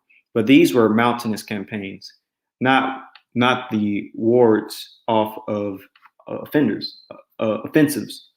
In the 15th century, Alnak was heavily Hurrianized. In the empire of Mitanni, the Hurrians represented the leading and perhaps the most numerous population group.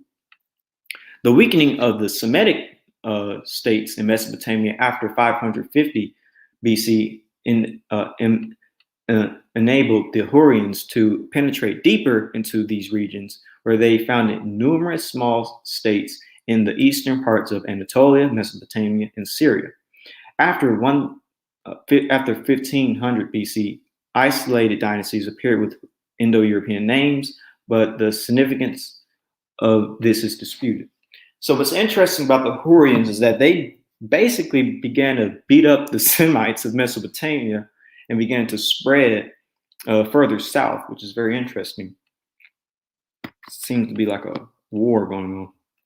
So here is the Mitanni, the empire that the Hurrians eventually managed to create, situated in modern-day Syria and Iraq, mostly.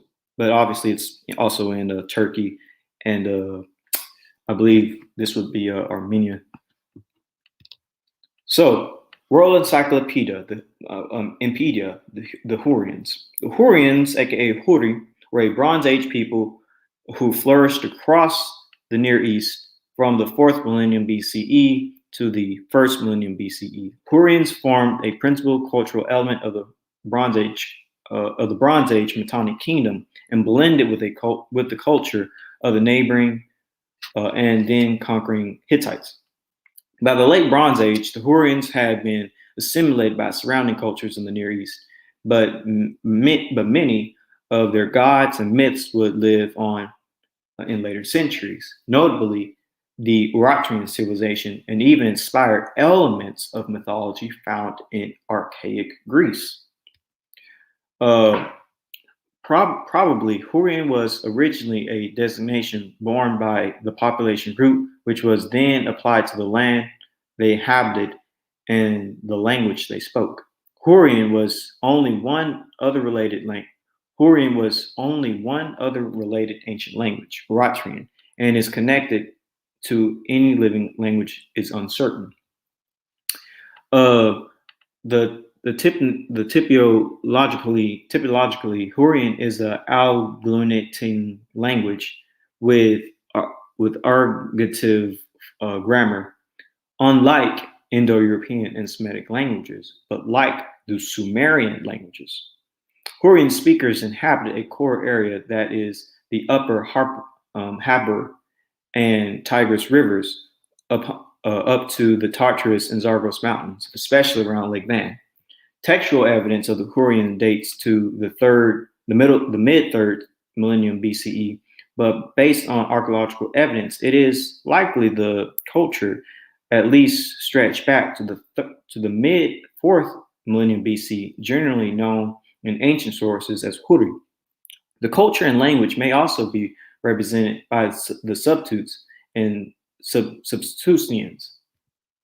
One of the earliest and most important Hurrian sites is Ukarish, and it is from here that the earliest known inscriptions of the language were discovered. Other Mesopotamian city-states with evidence of the worship of Hurrian gods and personal names include Kebrik and Nagar. Starting from the 4th millennium BCE, then the Hurrians thrived and expanded across Upper Mesopotamia. It was likely that the Hurrian conquest of the region was a complex phenomenon, including peaceful migrations, infiltrations by mercenary bands, and the pay of local city-states, followed by the rise of a power of mercenary warlords,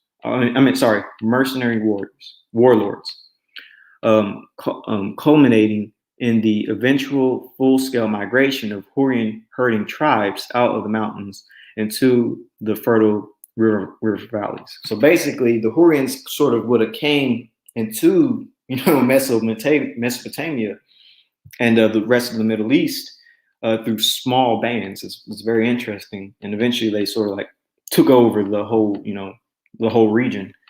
And so it says, furthermore, the Hurrians often seem to have adopted the culture of the city-states they conquered, making them less visible than ever in historical records. So that's one interesting thing about these Hurrians. The Hurrians were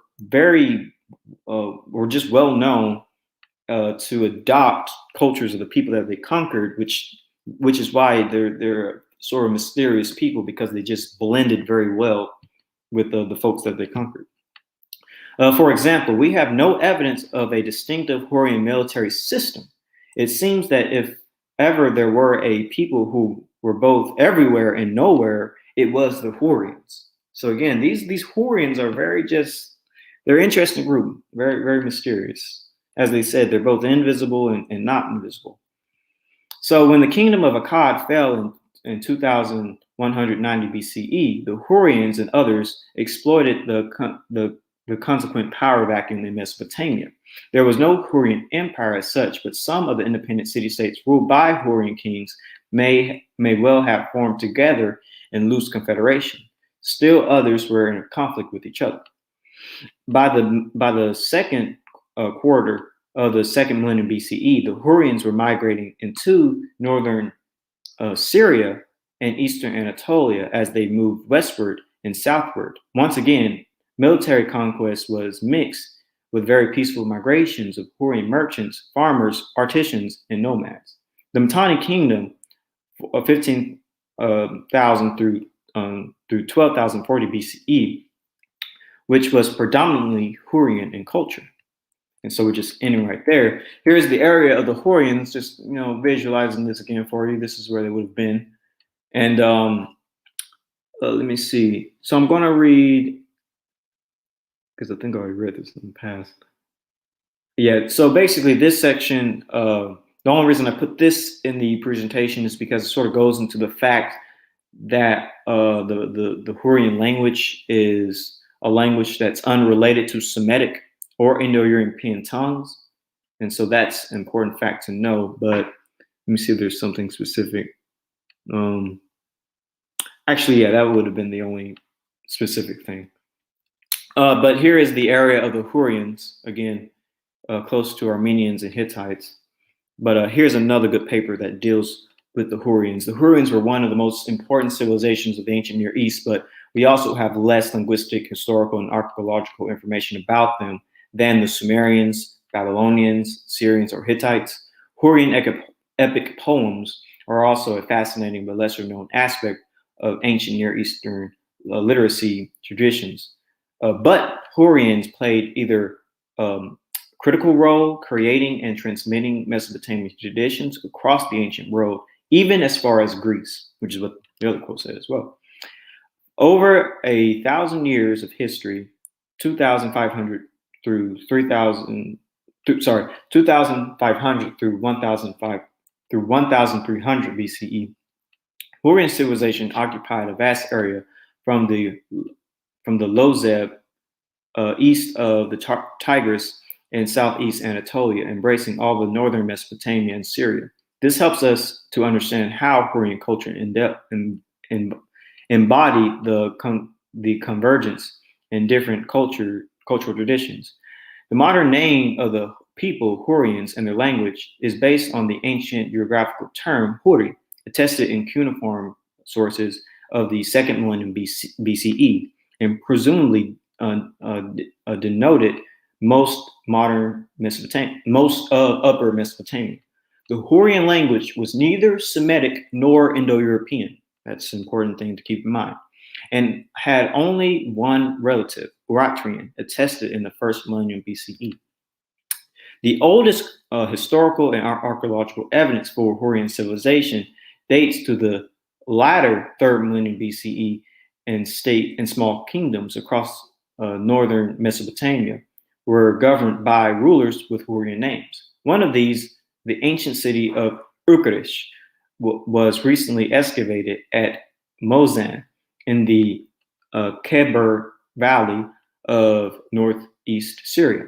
The foundation inscriptions of Telistau, a ruler of Uqadish, who bore a Hurrian regal title in then, is the oldest document of the Hurrian language. The distinctive feature of the Hurrian culture and civilization is coexistence of Sumero-Akkadian influences and original Hurrian elements. In effect, Hurrians were intermediates passing Mesopotamian traditions to the western areas of the ancient Near East.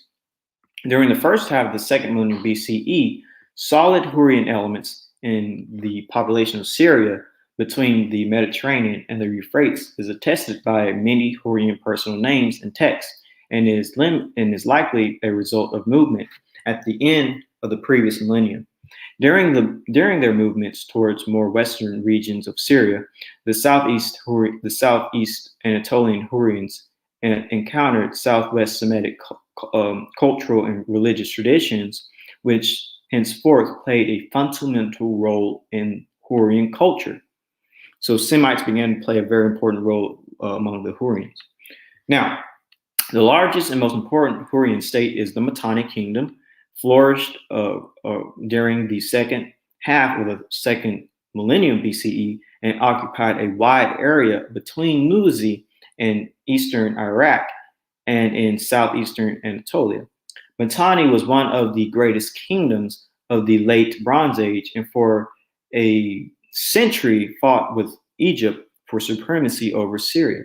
In the first half of the 14th century, stability was reached between the great kings of Mitanni and the pharaohs and the Egyptian pharaohs. Dynastic marriages between princesses of Mitanni and Egyptian pharaohs resulted in attested in the corpus diplomatic correspondence between the two courts, discussed in an Egyptian archive at the capital of Al-Armani.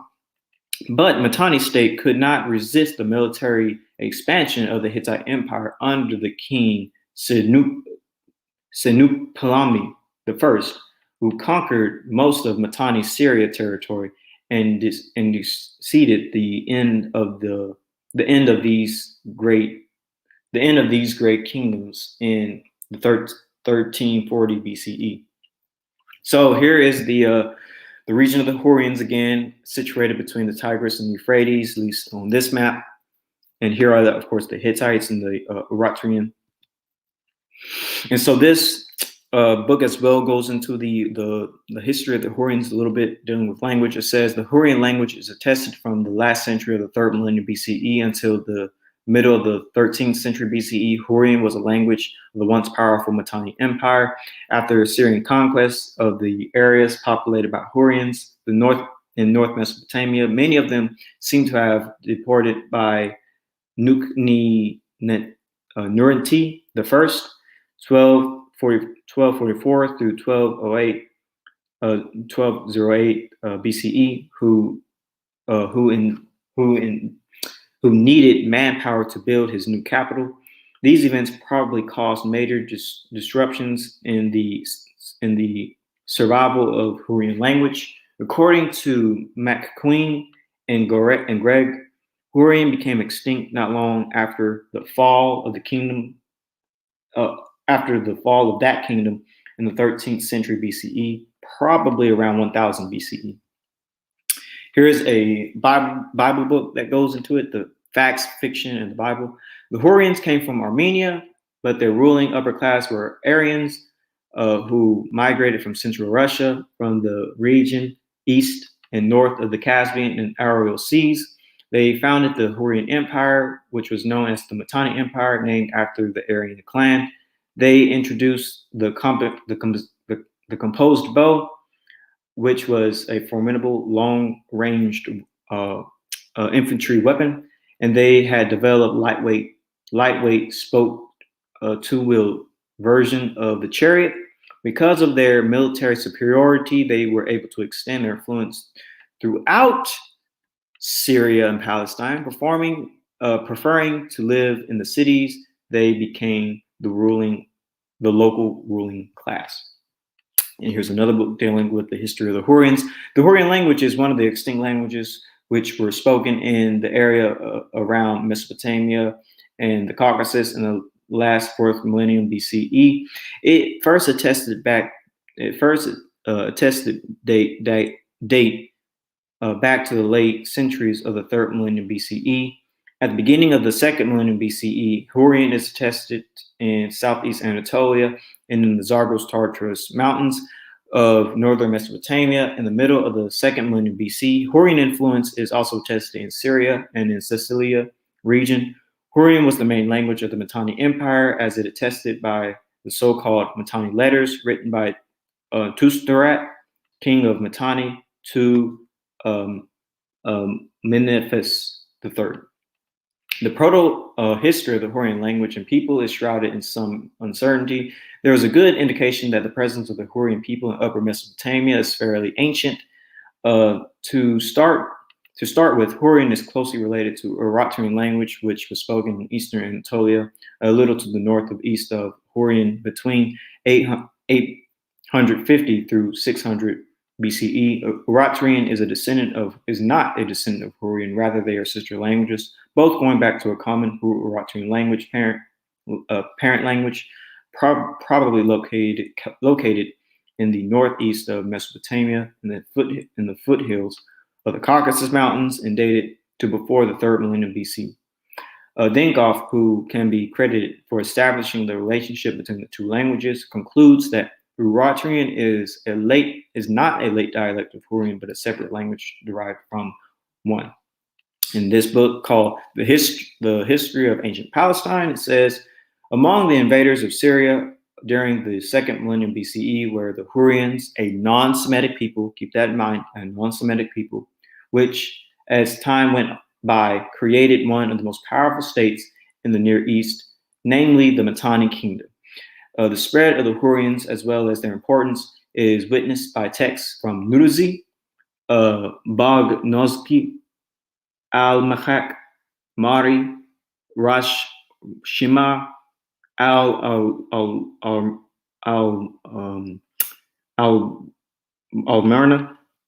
and the Taka in Palestine, among other places. They were known in Anatolia from 2400 BCE, and from about 2300 BCE. They settled in the hilly regions of Upper Mesopotamia, where they established the kingdom of Urgadish. The text from Alachi level 7 show that area through 1700,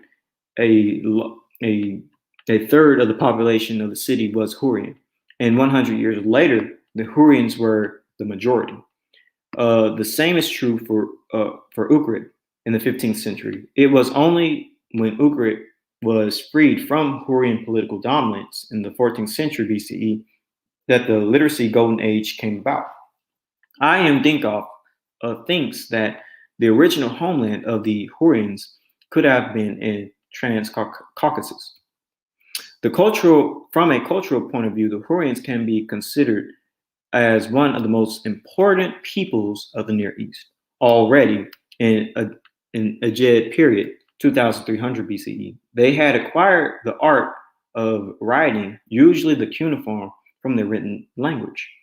Hurrian is an agglutinative language related to Eritrean and North Caucasian. So, with all that being said, the Hurrians were a people who descended from the core Araxes culture. The Hurrians would be an ancient Caucasian people, non-Semitic. Hurrians were part of the Mitanni Empire. Hurrians lived in the southern Caucasus, northern Mesopotamia, and they had great influence over the ancient Near East. They were travelers, they were tradesmen, they were mercenaries, and they were really good at adopting other people's cultures. All right, so from the Hurrians to the Eritreans. Now let's look at the Eritreans and learn their origins and history. The Eritreans. Let's get this down very quickly. So Urartu, the Iron Age kingdom, also known by the modern rendition of its etymony, the Kingdom of Van, centered around Lake Van in the historic Armenian highlands. The kingdom rose to power in the mid-9th century BC, but went into gradual decline and was eventually conquered by the Iranian Medes in the early 6th century BC. Since its rediscovery in the 19th century, Urartu, which is commonly believed to have been at least partially Armenian-speaking, has played a significant role in Armenian nationalism. Assyrian inscriptions of Shalmaneser I, 1274 BC, first mentioned Urartu as one of the states of Ninrani, a loose confederation of small kingdoms and tribal states of Armenian highlands in the 13th and 11th centuries BC, which he conquered. Urartu itself was the region around Lake Van. So here's like a decent map of Urartu, going all the way to Syria and Caucasus and all that.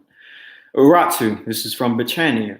Urartu, ancient country of Southwest Asia, centered in the mountain region, southeast of the Black Sea and southwest of the Caspian Sea. Today, the region is divided among Armenia, eastern Turkey, and northwest Iran, mentioned in Assyrian sources as from the early 13th century BCE.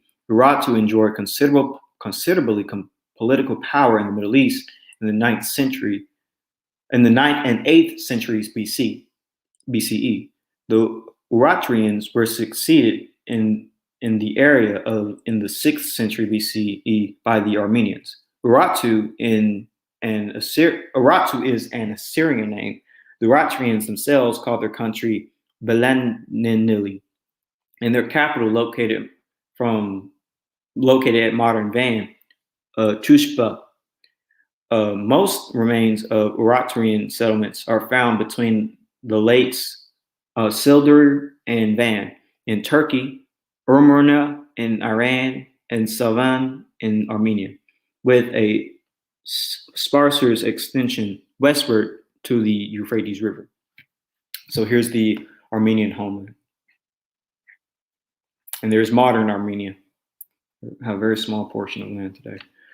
So Urartu, here's from another article. Eritreans adapted the Assyrian cuneiform writing system, and the inscription of Saderat I, referred to above and is written in Assyrian language. His son Ishpidi, 830 through 810 BCE, Later rulers all wrote in the Eritrean language distinctively related to the isolated non-Indo-European, non-Semitic Hurrian language. In the second half of the 7th century BC, every Eritrean site known from excavations in Anatolia, Iran, and the Caucasus was destroyed. And judging from architecture evidence closely in time to one another. So Urartu really seems to have fallen all at once. The precise date of this massive organization or of this massive organized attack and the identity of the perpetrators is still being investigated. Some scholars have suggested that the enemy was the nomadic Scythians or the Medes. And here is another good map of Urartu. Sorry, it's kind of blurry, but it was the best image I can find. So, Urartu civilization. Urartu, also known as the Kingdom of Urartu or the Kingdom of Van, was a civilization that developed in the Bronze and early Iron Age of ancient Armenia, Eastern Turkey, and Northwest Iran from the 9th century BCE, controlling territories through military might and the construction of fortresses. The kingdom boasted a living production in the arts, especially metalwork. Surviving only 2 centuries, the kingdom mysteriously disappeared in the 6th century BCE and was only rediscovered as a distinct and recognizable ancient culture by excavations carried out in the 19th century CE. Urartu sprang from a confederation of kingdoms which had developed from the 14th and 13th century BCE onwards. A recognizable independent state known as Urartu developed from the 9th century BCE, which combined these smaller kingdoms probably in response to the external threat of Assyria. The culture proposed thanks to settlement on the extensive fertile plateau, which was well supported by rivers. Crops included wheat, barley, mint, rye, simsi, and flax. Viticulture was also important. Winemaking in the region, perhaps being the earliest anywhere, remains of fruit found at Urartu sites included plums, apples, cherries, quinces, and pomegranates. Animal husbandry proposed thanks to excellent mountain pastures, and sheep, goats, cattle, and horses were all bred. Mineral deposits in the area included gold, silver, copper, lead, iron, and tin. The location of trade routes between the ancient Mesopotamia, Asia, and Anatolian cultures was around source of prosperity. Although protected by mountains in the north and south, defense was potentially necessary against attackers from the east and the west, eager to capitalize on the region's wealth. The government of Urartu functioned around the centralized monarchy with a close circle of advisors and a much larger group of civil advisors who supervised temples and construction projects as fortresses, roads, and canals. The fortress capital, Tushpa, was built on the limestone promontory on the eastern shores of Lake Van in the highlands. Tushpa would later be called Lake Van, and perhaps had a population as high as 50,000 at its peak. The kingdom's first known monarch was Amram, who reigned 860 through 840 BCE. Assyrian records mention that the kingdom first arose to prominence from 830 BCE under the king Sharanir the first, 835 through 825 BCE, whose descendants would rule for the next 2 centuries. All Urartu kings seem to have led their armies into battle. Weapons, as indicated by those decorated in temples, included iron and bronze swords, spears, and javelins, as well as bows. Heavy shields were used, which were large large central bosses decorated with images of mythical beasts, bulls, and lions. There is also evidence of helmets and metal scale armor, at least worn by the elite. The chief adversary was the Neo-Assyrian Empire.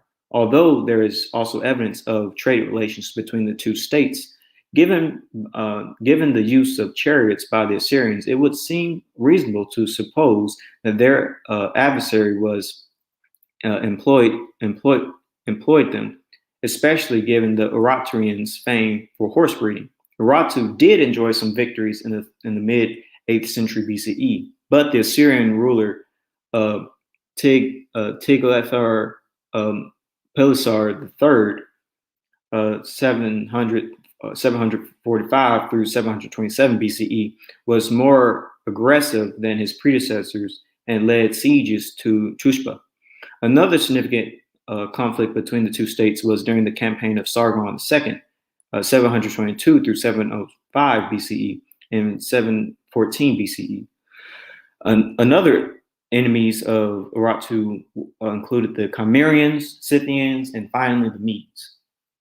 The pantheon of Urartu religion contains a mixture of unique Hurrian gods, such as the gods and storm gods and thunder Tushba from the Hurrian Tushbi or Tushub.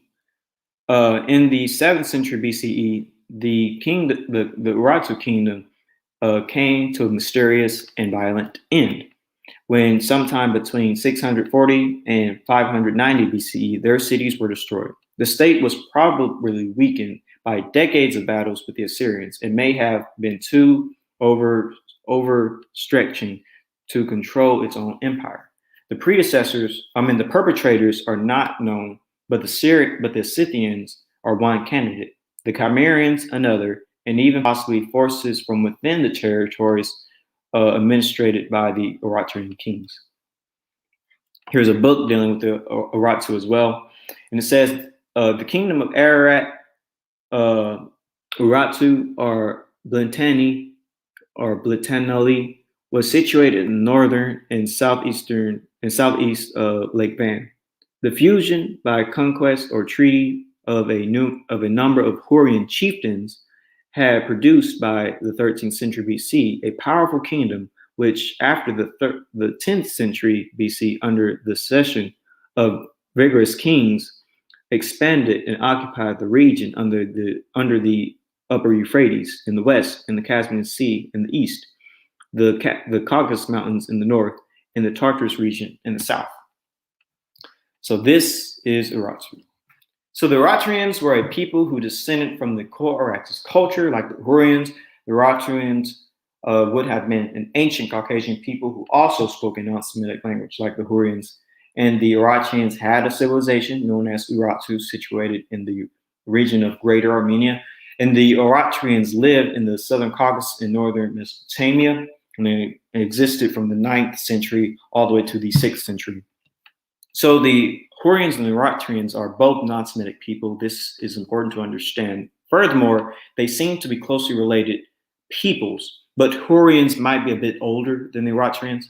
Of course, they also lived in the same geographical region. I'm just going to start right here. It is generally believed that the speakers of this language originally came from the Armenian highlands and spread over southeast Anatolia and northern Mesopotamia at the beginning of the second millennium BC. And up here it says Eritrean Vannic language was spoken in the inhabitants of the ancient kingdom of Urartu, located in the region of Lake Van, where its capital near the site of the modern town of Van in the modern day Armenian highlands around Turkey. So, same geographical region. With that being said, what would be the wide DNA and genetic makeup of Hurrians and Eritreans? Well, we know Eritreans descend from the Core-Araxes culture. Therefore, all we need to do is look at the DNA of the Core-Araxes people, and that will determine what the Hurrian DNA would be. And as we said before, this paper right here, dealing with the Caucasus cluster, most of the Core-Araxes people had Y DNA L, J, and G. And the autosomal DNA is typically Anatolian, Caucasus hunter-gatherer, and Iranian. And here is the sample. Overall, most Core-Araxes samples had J, haplogroup J1 and J2 at about, I would say, 50%, about over 50% of them were J markers. And again, Core-Araxes DNA is Caucasus hunter-gatherer, Anatolian, and Iranian. So that would be sort of the genetic makeup of the Hurrians. And there are, articles that literally say that Hurrians would have carried haplogroup J, such as this article that I read earlier in the presentation. And again, just emphasizing the J1, J2 markers are associated with the Core-Araxes culture for the most part in the spread of that specific Y chromosome, as well as Caucasian DNA throughout the Near East and even into places such as Greece, as we've shown before. So, based on the ancient DNA of the Core-Araxes culture, haplogroup J is likely the Y DNA of Hurrians. Caucasian autosomal DNA is likely the genome of the Hurrians. Even if you look at modern populations who descend from Hurrians, such as the English and the Chechens, they possess high amounts of haplogroup J and autosomal and are autosomally, they're Caucasian autosomal. And as I said, the Chechens, the English are the closest to the Hurrian in terms of language. And so again, when it comes to these groups, again, haplogroup J2A4B-M67 comprise 51 through 79% of the Y chromosomes in the English and 3 Chechenian populations. And finally, haplogroup J1-M267 comprise 44 through 99% of the Avars, the Dargans, the Katanak, the Kapbuchi, and the Asmengis. And again, just showing you these Caucasus populations have the highest amounts of J, who are of course related to, who are of course descendants of the Hurrians and the Uratrians, and they are descendants of the Core-Araxes. You can find up to nearly 100% of J1 in the Caucasus and up to 87% of J2 in the Caucasus. So even if you look at the geographical location of the Hurrian and the Uratrian homeland, it overlaps in the same location where haplogroup J males lived. So again, looking at the Uratrian language map, looking at the placement of the Hurrians being in that region of Anatolia, Syria, and northern Mesopotamia, the Zagros Mountains and the Tartarus regions, we see that basically Urartu also fits in this geographical location. And of course, this is also where we have the origin of the J markers and ancient J males. Reading what's in blue right here, among them, haplogroup J-M304 is found in the Caucasus, Iranian, and Anatolian hunter-gatherer farmers, but not in the Levantine ones. So these guys were mostly concentrated far in the north, and they hadn't penetrated the Levant. And it even says right here, unfortunately, so far, ADNA studies are missing from the Arabian Peninsula and Mesopotamia, where J-M304 is frequent nowadays, which goes to show you that they eventually came into the areas of the Arabian Peninsula and Mesopotamia. They weren't indigenous to these regions. Again, they would have appeared in the Zagros, Anatolian, and Caucasus, but not in the Levant or Mesopotamia.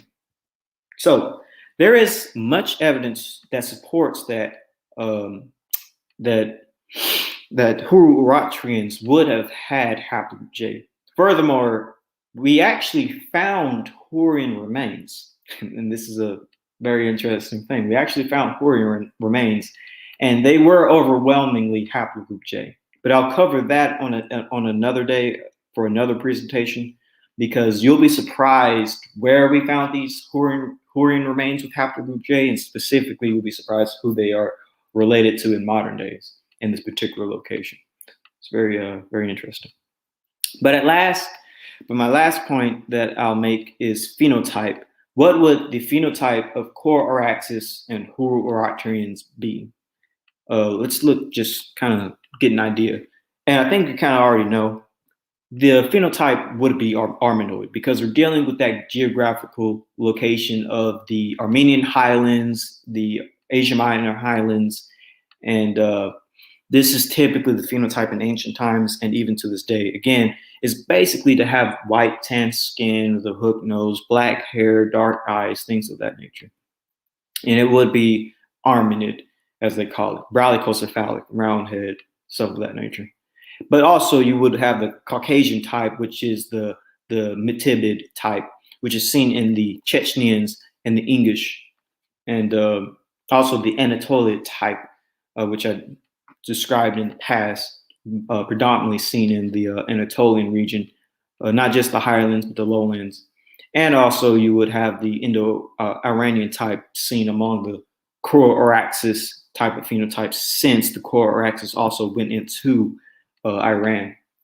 But the people of the Kor-Araxes culture and the Hurrians would look like Armenoid, or a subtype of the Armenoid race.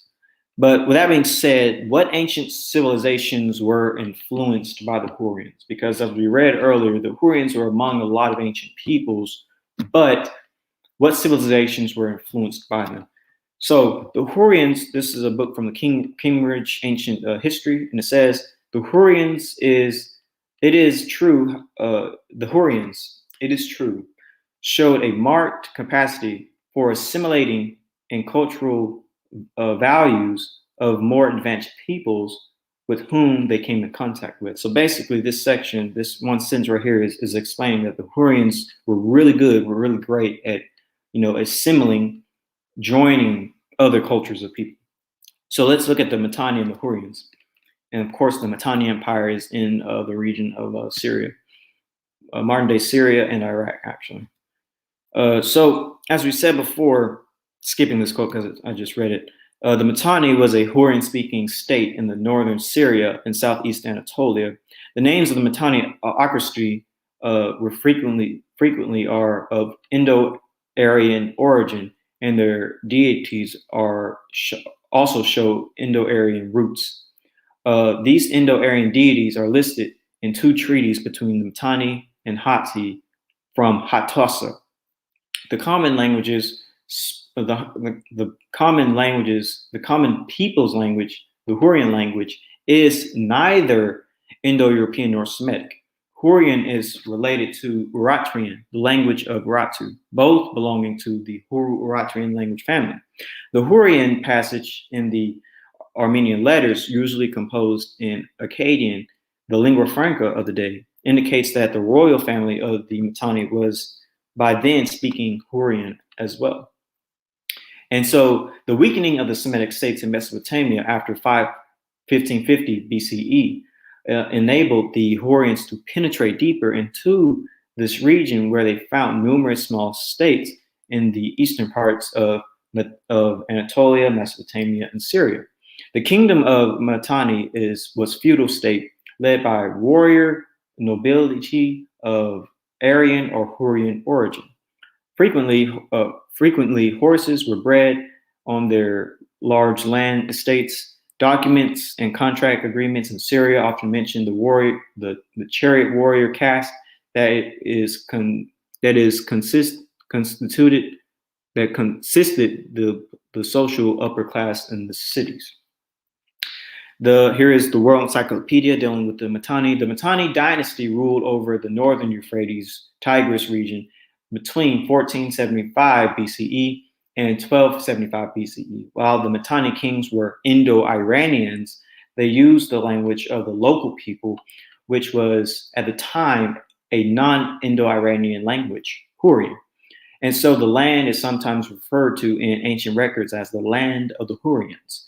The historian Lisk writes, the population of Mitanni was predominantly Hurrian, but the ruling elites were Indo-European warriors who called themselves the Marani and were worshipped deities with Vedic names such as Indra, Yurvamana, and collective Devas.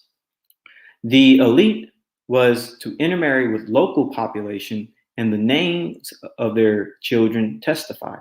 The capital of Mitanni was Watusunania, located in the headwaters of the river Harper, a tributary of the Euphrates.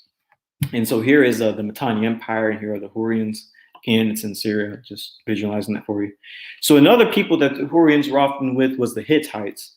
The Hittites, of course, they pretty much had almost all of modern day Turkey or Anatolia. They're quite a massive empire.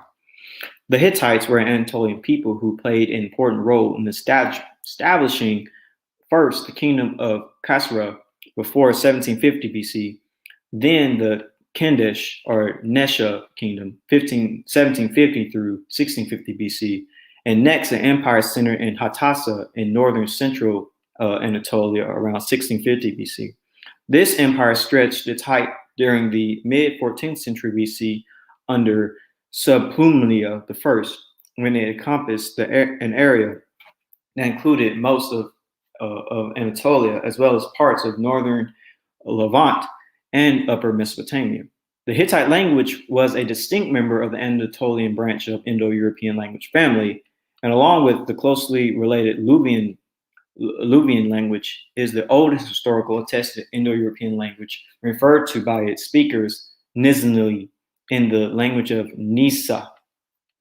It is generally assumed that the Hittites came into Anatolia sometime before 2000 BC. The arrival of the Hittites in Anatolia in the Bronze Age was one of the superstrate imposing itself on the native culture. It was, in this case, over the pre-existing Hattians and Hurrians. So they basically planted themselves over the Hurrians, either by means of conquest or gradual assimilation. The archaeological terms, relationships of the Hittites in the Ezo culture of the Balkans and the Myco culture of the Caucasus have been considered within the migration framework. The Indo-European element at least establishes Hittite culture as intrinsic to Anatolia in the scholar mainstream. The dominant indigenous inhabitants of central Anatolia at the time were the Hurrians and the Hattians, who spoke non-Indo-European languages. Some have argued that Hattic was a Northwest Caucasian language, but its affiliation remains uncertain. Whilst the Hurrian language was a near isolate, i.e., it was one of the 2 or 3 languages in the Hurro-Eritrean family. One innovation that can be credited to these early Hittite rulers is the practice of conducting treaties and alliances with neighboring states. The Hittites were thus among the earliest known pioneers in art and international politics and diplomacy. This is also when the Hittite religion adopted several gods and rituals from the Hurrians. So Hittites adopted a Hurrian religion. The Hittite mythology also influenced more directly by the Hurrians, a neighboring civilization located in Anatolia, where the Hittites were located. Hurrian mythology was closely related to that. Hurrian mythology was so closely related that Oxford University Press published a guide to mythology and characterized Hittite and Hurrian mythologies together as Hittite Hurrian. So they were just that similar. And so it says Hittite mythology is a mix of Hattian, Hurrian, and Hittite influences. Mesopotamian and Canaanite influences were enter the mythology of the Anatolian through Hurrian mythology. And this is from World Encyclopedia. The Hittites occupied the ancient area of Anatolia, also known as Asia Minor, modern-day Turkey, prior to 17,000 BCE. Developed a culture apparently from the indigenous Hatti and possibly the Hurrian people. And expanded their territories into the empire, which rivaled and threatened the established nation of Egypt. The Hittite control of the region is divided by modern day scholars into 2 periods: the Old Kingdom, 1700 through 1500 BCE, the New Kingdom, also known as the Hittite Empire, 1400 through 1200 BCE. And here is the Hittite Empire. Like I said, it pretty much controls all of Anatolia. Here is Hadassah, and it even goes into Syria and the northern Levant. It was quite large. Now the Amorites and the Hurrians. So the Hurrians were also among Semitic people such as the Amorites. And it's very interesting when you learn about their collaboration. Here is the kingdom of Yamhad that we'll be looking into. Here are the Hurrians. So Amorites. The Amorites were an ancient Northwest Semitic-speaking people from the Levant who also occupied large parts of South Mesopotamia from the 21st century BC to the end of the 17th century BC. Where they established several prominent city-states in existing locations such as Isnian, Larsa, and later notable Babylon, which was raised from a small town to an independent state in major city. During the 15th to 14th century BC, the Amorite city of Quata revealed deeper influences from the Hurrian language as scribes of the city incorporated Hurrian elements to their texts. So the Amorites, even let Hurrians become scribes, which is very interesting. And so the Hurrians also migrated further west in this period. By 1725 BC, they were found also in parts of northern Syria, such as Alkana, which we mentioned earlier. The mixed Amorite Hurrian kingdom of Yamhad is recorded as struggling for this area, with the early Hittite kings Hatassini the first around 1600 BC. So that's interesting. So the kingdom of Yamhad is mixed. It's a mix of Amorite, Semites, and Hurrians. And so Hurrians also settled in the coast region of Admania in the country of Kinswata, southern Anatolia. Yamhad eventually weakened vice versa the powerful, via the powerful Hittites, but this also opened Anatolia for Hurrian control. This also opened Anatolia for Hurrian cultural influences.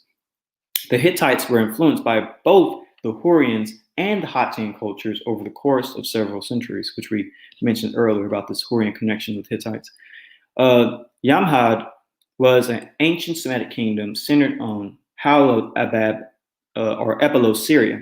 The kingdom emerged at the end of the 19th century BC and ruled from the Yamhadite dynasty kings, who counted on both military and diplomacy to expand their realm. From the beginning of its establishment, the kingdom withstood the aggression of its neighbors, such as Mari, Qana, and Assyria, and was turned into the most powerful Syrian kingdom of its era, though the actions of its king, Yermira Limni I. Yamhad's population was predominantly Amorite and had a typical Bronze Age Syrian culture.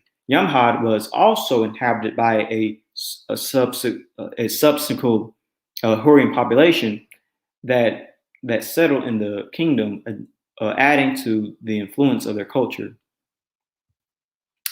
The people of Yamhad practiced the Amorite religion and mainly worshiped Northwest Semitic deities. The most important of these was Dagon, who was considered the father of the gods, and Hadad, who was the most important deity and the head of the pantheon. The kingdom was known as the land of Hadad, who was famous for the storm god Halbeb, beginning in the middle of the third millennium BC. As the Hurrian presence grew, so did Hurrian religious influences, and some of the Hurrian deities found a place in Hamorite, Hadarite pantheon. King Abba El I mentioned receiving the support of the Hurrian goddess Hebat in one of the Alec tablets. Hebat was the spouse of the Hurrian main deity Tushbib, but Abba El's first tablets, she is attested with Hadad. Later, the Hurrians started to identify Tushb with Hadad, who became Tusheb, the storm god of Halabib. So basically, they're talking about the Amorite and Hurrian gods started becoming very, very mixed. And so here's a book that also deals with the Hurrian Amorite influence and mixture called Between Myth and Mandate. The origin of the Hurrians remains murky, related to the Urartu. These people are thought to have wandered from the foothills of the Caucasus, settling by circa 2500 BCE between the Zagros foothills and the Kabir River Valley, establishing a kingdom centered on the city of Ugrish. By 1725 BCE, they had migrated west and established the Amorite kingdom, the Amorite Hurrian kingdom of Yamhad, which directly challenged the Hittite kingdom under Hattusili I, 1650 through 1620 BCE. And so again, here is Yamhad, a mixture of Amorites and Hurrians. And so lastly, we're dealing with the Kassites and Hurrians. And so the Kassites are also very interesting and important people to know, because they eventually conquered Babylon through 1550 through 1100 BCE. So the Kassites were a people of the ancient Near East who controlled Babylon after the fall of the Old Babylonian Empire, 1595 BC and until 1155 BC. They gained control of Babylonia after the Hittite sack of the city in 1595 BC. Established a dynasty based first in Mesopotamia and later in Dur-Zughil. The Kassites were members of a small military anarchy, but were efficient rulers and locally popular. And their 500-year reign led an essentially groundwork for the development of subsequent Babylonian culture. So really, the Babylonian culture really comes from these Kassite peoples. The chariot and horses, which the Kassites worshipped, first came into use in Babylon at this time. So Kassites brought things like horses and chariots. That's why these people are very important. So who are they? The Kassite language is not yet classified. What is known is that their language was not related to either Indo-European language group nor Semitic or other Afro-Asiatic languages. And it was likely to have been a language isolate. Although some linguists have proposed a link to the Hurro-Aratrian language of Asia Minor. So it's interesting that the most important people who formed Babylon, the Kassites, they weren't Indo-European speaking, they weren't Semitic, and they weren't Afro-Asiatic, but they may have been Hurro-Aratrian. And this is Babylon. This is very important. According to some data, the Kassites were a Hurrian tribe. However, the arrival of the Kassites has been connected to the contemporary migrations of the Indo-Europeans. Several Kassite leaders and deities bore Indo-European names, and it is probable that they were dominated by an Indo-European elite, similar to the Mitanni, who ruled over the Hurro-Aratrian-speaking Hurrians of Asia Minor. And so here's the Kassite Babylonia. And again, they are what truly formed the Babylonian culture. So we see that the Hurrians were a great influence over many, many ancient Near Eastern civilizations. And they were really great at assimilating and joining these peoples, according to the Cambridge Ancient DNA book. And so that being said, what other modern peoples could descend from the Hurrians besides the Chechens, the English, the Armenians, and other Caucasian groups? Who else has a good chance at descending from the ancient Hurrians? Kurds and the Hurrians. So here is the region of Kurdistan inhabited area. And so this is a particular book. I mean, sorry, not a book. Genetic article dealing with the the DNA of the Kurds. I'm gonna let Yeshub read this one, but get a sip of water. So Yeshub, if you're there, I'll let you take on this, so I can get up real quick.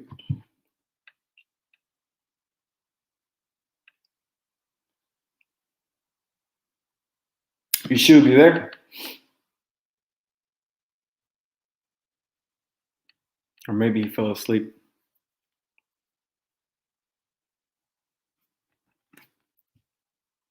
I might go ahead and read this, but all right, I'll go ahead and read this. Hold on.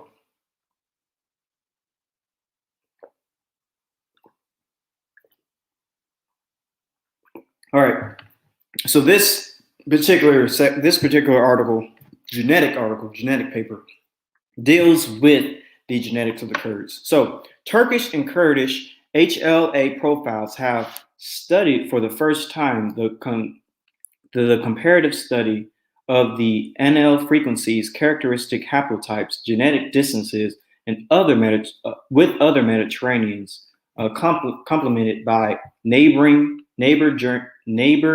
joining demographisms and correspondence analysis. Turks, Kurds, Armenians, Iranians, Jews, Lebanese, and other Eastern and Western Mediterranean groups seem to share a common ancestry, the older Mediterranean substream. Anatolian, Hittite, and Hurrian groups older than 2000 BC, these may have given rise to present-day Kurdish, Armenian, and Turkish populations. And it says, Turks cluster with the Eastern Mediterraneans, including Kurds and Armenians. Taking all our different types of data analysis together, Turks, other Anatolians like Kurds and Armenians and Iranians appear as belonging to older Mediterranean substream included with the Eastern Mediterranean group. In summary, it seems that Turks, Kurds, and Armenians are very close genetically, and all seem to have been living in the area for millennia. So Turks, Kurds, and Armenians are genetically close to each other. Here's another genetic article dealing with the Kurdish people. And it says, Kurds from Iraq, Domek and Hilberi area, northern Iraq, have been analyzed for HLA genes. Their HLA genetic profile has been compared with that of older Kurd groups from Iran and Tbilisi, Georgia, Caucasus, and also widespread populations. Our HLA study conclusions are that Kurds most probably belong to an ancient Mediterranean / near Middle East / Caucasian genetic substream that at present results in those previously obtained by us in Kurds may be useful for medicine in future Kurdish transplantation programs. It is discussed that one of the most ancient Kurd ancestor groups is in Hurrians, 2000 years BCE. Very interesting. On the other hand, Kurd people live in different countries in the Near East, such as Syria, Armenia, Turkmenistan, Kazakhstan, Turkey, Iraq, and Iran, also called Turkmenistan, land of the Kurds. Turkmenistan is a region placed South Caucasus and north of ancient Mesopotamia. According to genetic studies like HLA, in Turkish and Kurdish populations. An Anatolian Mesopotamian source for both populations was put forward. It may be possible that Kurds are initially coming from ancient Hurrians. And so here's the region of Kurdistan, the land of the Kurds, today, by the way. And further, following the same study, it further says, the second cluster comprises Europeans, Mediterraneans, Caucasus, and Iranian populations. Iraqi Kurds, Iran Kurds, and Georgian Kurds are located relatively close together. So basically, Kurds in Iraq, Georgia, and Iran are genetically very close to each other, as you can see on this map over here. And they're also related to other groups that I'm not going to name at the moment, but the plain genetic distance showed that Iraqi Kurds' closest genetic distance are the following: Middle East population, Near East populations, such as Iraqi Kurds, Palestinians, Far Parsi, Georgia Kurds, and Ashkenazi Jews. Eastern Mediterranean populations, Armenians, Cretans, and Macedonians. And Mediterranean populations, Sardinians, Spaniards, and Algerians, and Italians. Very interesting. So Kurds are closely related to all these groups. And again, this paper is seeming to imply that the ancient ancestors of the Kurds would have been Hurrians. So are all these other populations also closely related to Hurrians? Let's keep reading. Our conclusion were that the HLA profile showed that Kurds form part of a Mediterranean stock of people that also had Caucasus genetic traits like Selvan Georgians. Also, it is worthy mentioning that Lak populations, East Caucasus area, may be close to both Lur and Kurd populations, and Lak name would be considered composed of Lur and Kurd words. In the present paper, we have analyzed HLA genes in Kurds living in northern Iraq, Imberl and Dohuk areas, comprised with other populations, place them as a Middle East population close to Kurds from Ibisil, Georgia, Palestinians, Armenians, and Kurds from Iran. In both analyses, Kurds are also close to Caucasians, Selvan Georgian populations. Conclusion is that Kurds are genetically close to surrounding Caucasian and Mediterranean populations, and that have remained settled down in Kurdistan since ancient times, supporting historical evidence is reviewed in our previous work. HLA genetic similarities have been reported between Turks. Oh, wait, hold on. Okay, yeah, this is the same study. HLA genetic similarities have been reported between Turks whose genes belong to old Anatolian stock and Kurds. Kurds and Turks speak languages that are included in different families. However, Kurd HLA genes studies includes them in Mediterranean stock together with Turks. Other genetic studies based on Y chromosome in Kurds from Turkey, Georgia, and Iran identify a dominant presence of haplogroups originated in the Middle East, Anatolia, or Mesopotamia, and show a close association with Jews, Lebanese, and Turkish genes. Also, Iranian groups are close to Kurds. Thus, Middle East groups from Mediterranean border and Kurds seem originally to belong to similar ethnic group according to HLA autosomic and Y chromosome genes results. Kurds have always lived in the mountains, being autochthonous 6000 BC. Hurrians, whose language was Caucasian and not Indo-European, may be Kurds' ancient genetic background, reviewed in reference 5 and 6. By 1200 BC, Medes and others invaded Hurrian areas. In summary, all three Kurd populations studied in the present paper are genetically close together and to other Mediterranean and Caucasian populations according to HLA genes. Now, here is another paper, yet another paper that deals with Kurds. And it says that Kurds and Armenians are genetically very close to Turks and other Middle Eastern populations. And of course, this is very important because both Kurds and Armenians have this Hurrian connection. Again, Hurrians being a non-Semitic people. But anyways, here's the region of modern-day Kurdistan that the Kurds inhabit. So Kurdish people are yet another group with ties to the Hurrians. The Kurds are also related to other Middle Eastern populations, such as Armenians and Turks. Overall, Kurds are related to Caucasians and Iranian populations. With that being said, since Kurds are yet another great example of the descendants of Hurrians, what is the major Y-DNA haplogroup of the Kurdish people? So Kurdish Y-DNA. So Kurds typically, their highest haplogroup typically is J and R. And the highest by far is, well, J, R, and E. They also have a pretty interesting amount of E. But the highest is definitely J among the Kurdish people. Here are the studies that deal with the DNA of the Kurds, and I'm about to show you up ahead.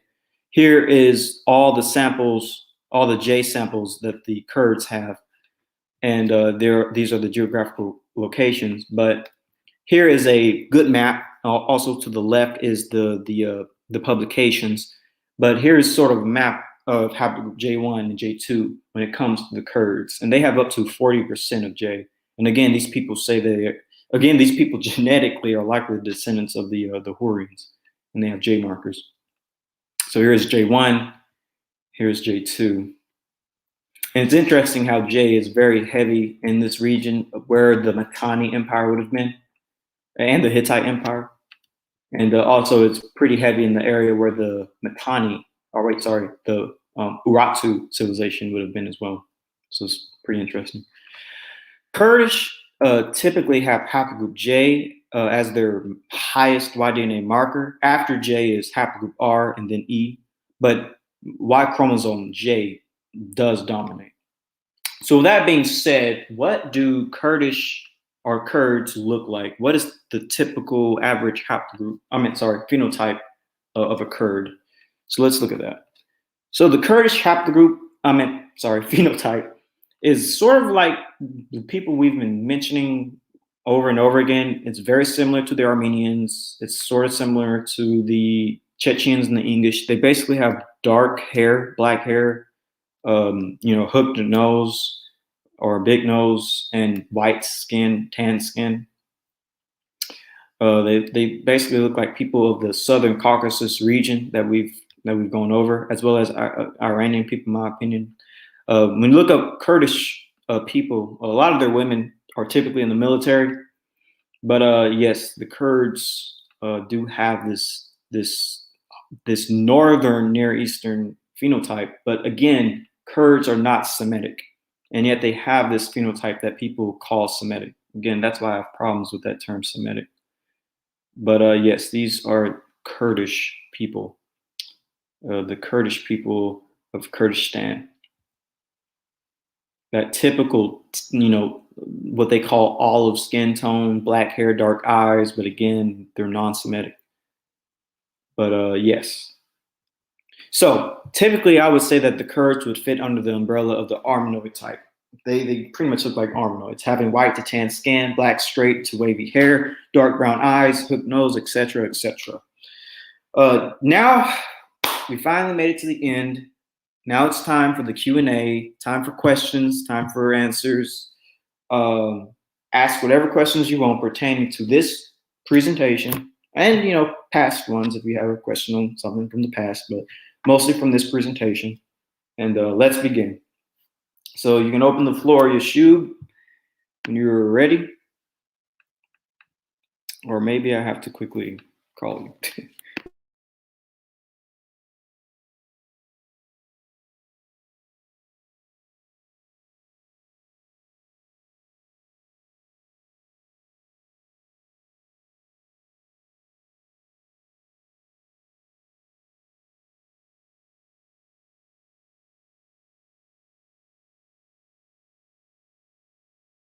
Give me a quick moment, you guys. Trying to contact the shoe.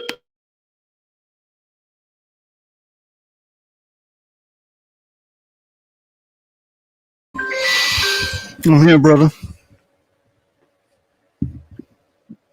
He's alive. But yes, I made it to the end. So this is we made it to the Q&A.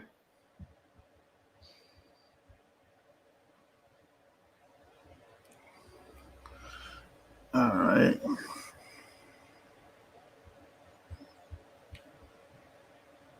I don't know if anyone has any questions or not, but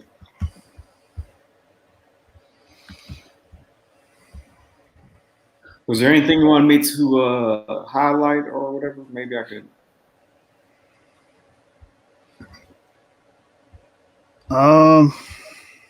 Or you can just, rewatch it or whatever. Yeah. I got to put the link in the chat if anyone wants to join. Well, let me see what I can go over. So one interesting, important fact that, the audience could probably sort of keep in mind is about the Hurrians. I'm just going to read this section right here while I wait for people to join in or ask a question. So from the World Encyclopedia dealing with the Hurrians, they say that it was likely that the Hurrian conquest of that region was a complex phenomenon, including peaceful migrations, infiltrations by mercenary bands in the pay of local city-states, followed by the rise to power of mercenary warlords, culminating in the eventual full-scale migration of Hurrian herding tribes out of the mountains into the more fertile river valleys. So this is important because this shows that Hurrians were slowly migrating north to south using various methods. Some were peaceful, some were mercenaries, but they eventually did dominate the Near East. And so the next important fact about the Hurrians is that, furthermore, the Hurrians often seem to have adopted the culture of the city-states they conquered, making them less visible than ever in recorded history. So the Hurrians were great at adopting culture, and they adopted the culture of the people that they conquered or that, even conquered them. And that's what's interesting about these Hurrians. Furthermore, it says, for example, we have no evidence of a distinctive Hurrian military system. It seems that if ever there were a people who were both everywhere and nowhere, it was the Hurrians. So these Hurrian tribes, they were pretty much throughout the Near East. They were everywhere but nowhere. They were people who often adopted culture, and they blended so well to the point that you can't tell, like a Hurrian from a Hittite, or a Hurrian from an Amorite, or a Hurrian from a Kassite, because they were everywhere and they adopted culture. And this will be quite important in the future when we deal with the Hurrians again in a particular landmass. But this is an important thing to sort of keep in mind. What are your thoughts on that?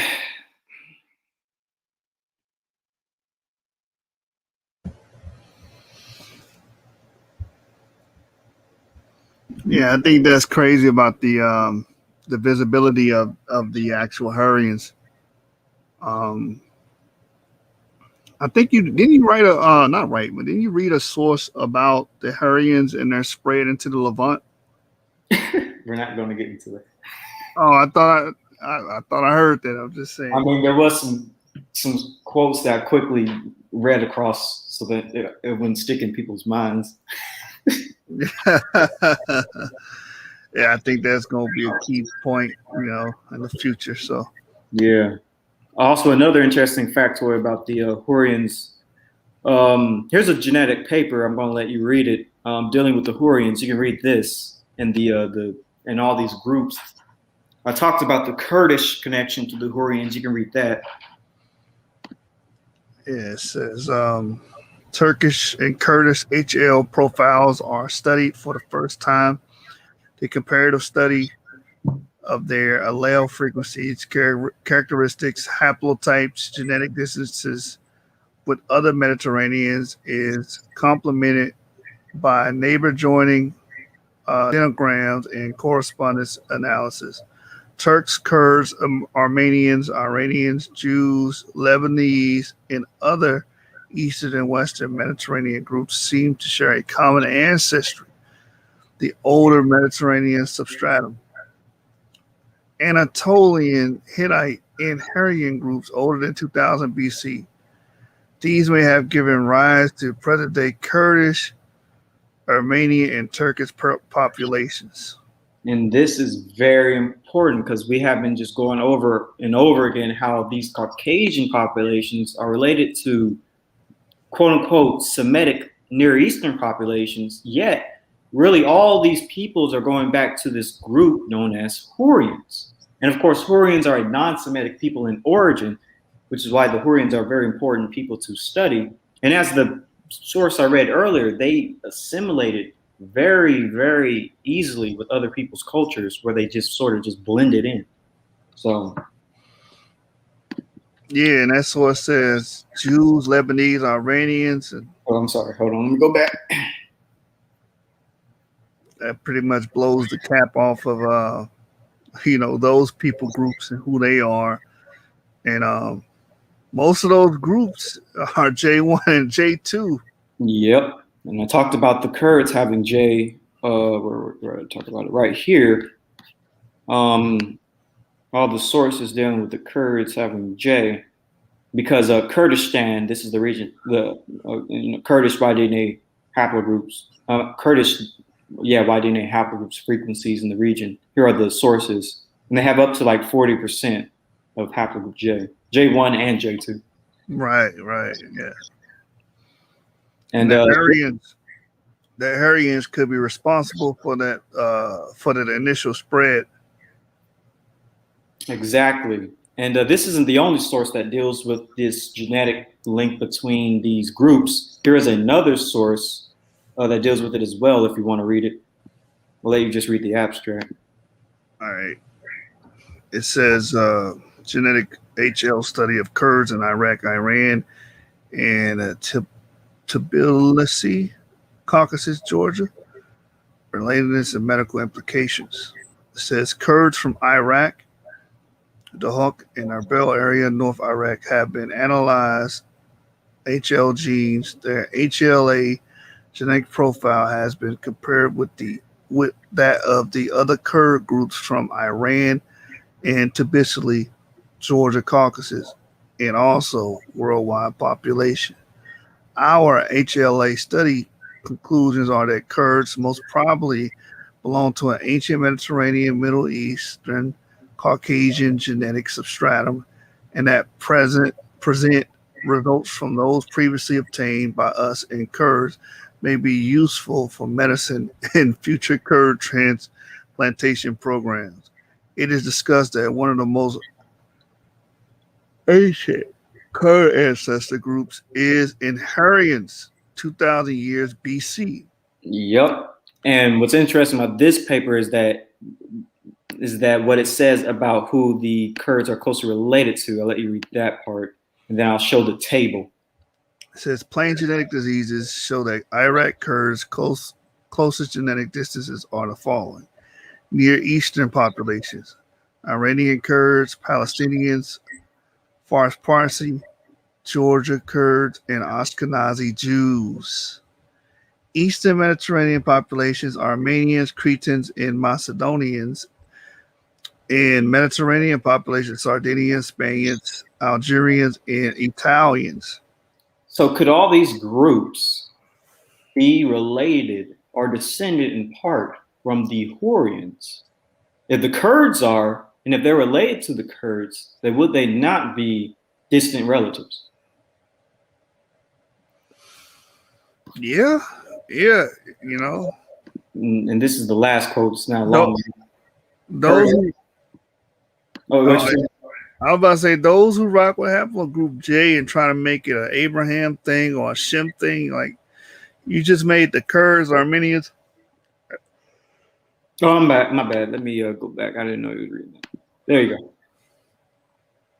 No, yeah, the people that rock with the J, you pretty much just made the Kurds, the Palestinians, the Farsi, Georgia Kurds, and Ashkenazi Jews, the Cretans, the Armenians, and Macedonians, Sardinians, Spaniards, Algerians, and Italians. You pretty much made all of these people groups Israelites or Shemites or of Abraham. Like, how do you make that work in that setting? These people are Kurds and right. Hurrians. Come on, man.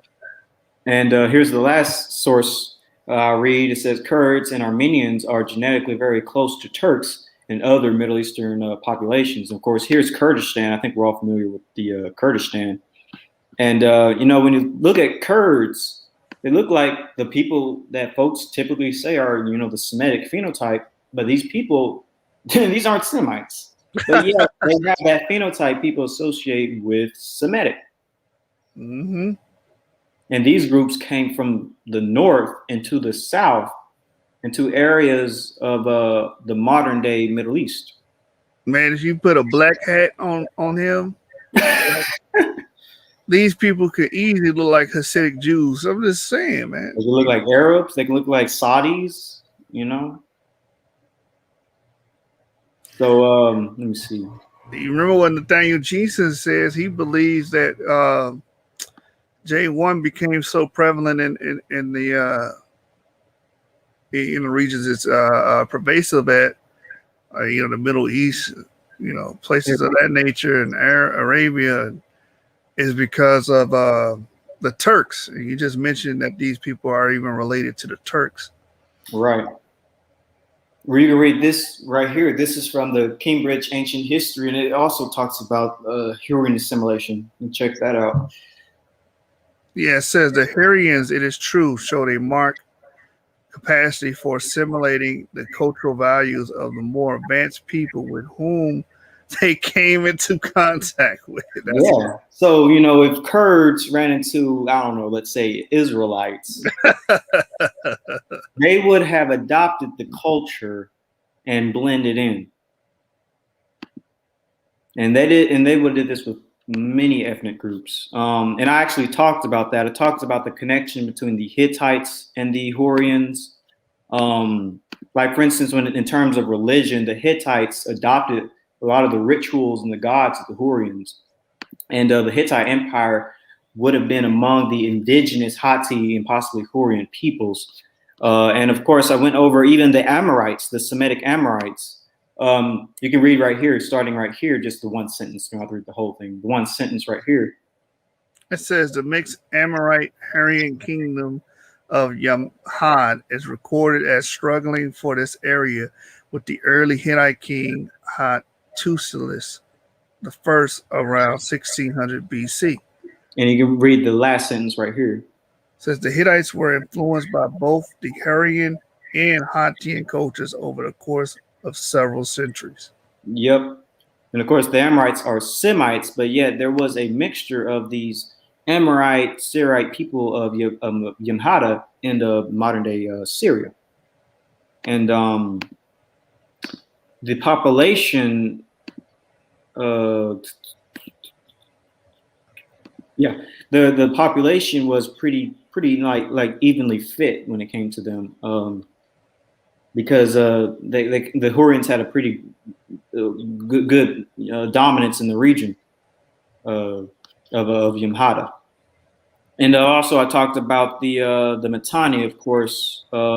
Actually, this section right here is very important. You can read that one sentence if you want, and it really explains how these Hurrians started to take over.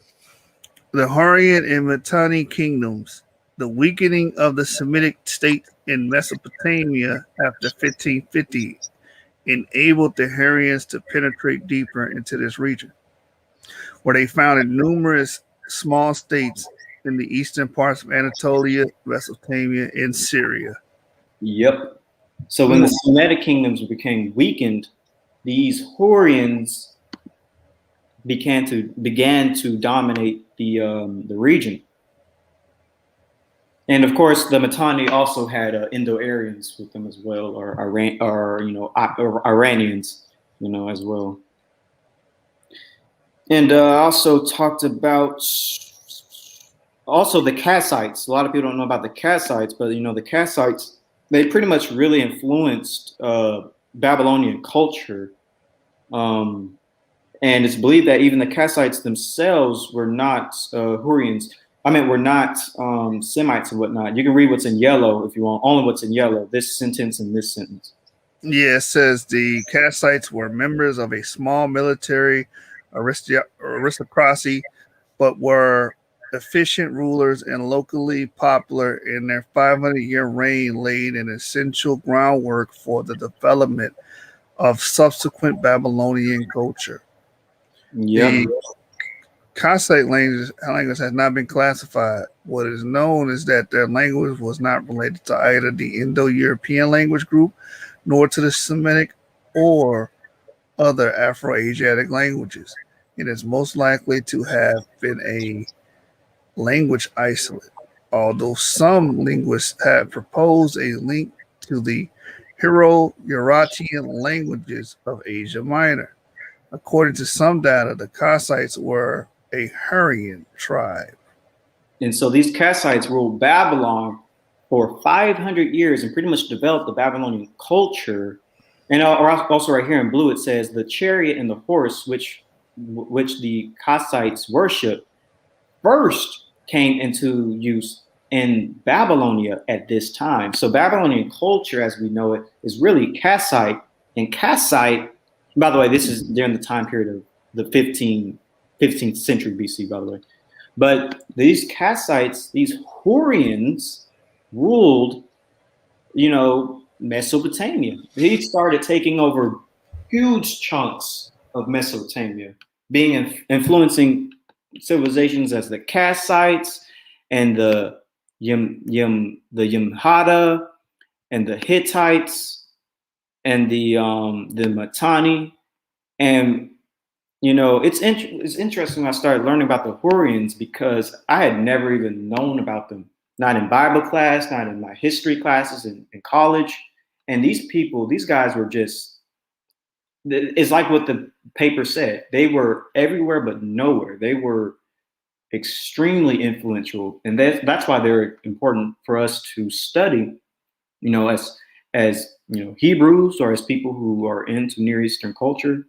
It is very influential. Yeah, you're going to have to drop that Cambridge source in the Facebook group. Oh, I will. I'll drop a lot of these sources in that group when I get some time. I also, let's see, trying to find something good. And of course, the Hurrian language is neither Semitic nor Indo-European. That's also something very important to know, because people might say, oh, these Hurrians, they may be influential, but are they Semites? Nope, they're not.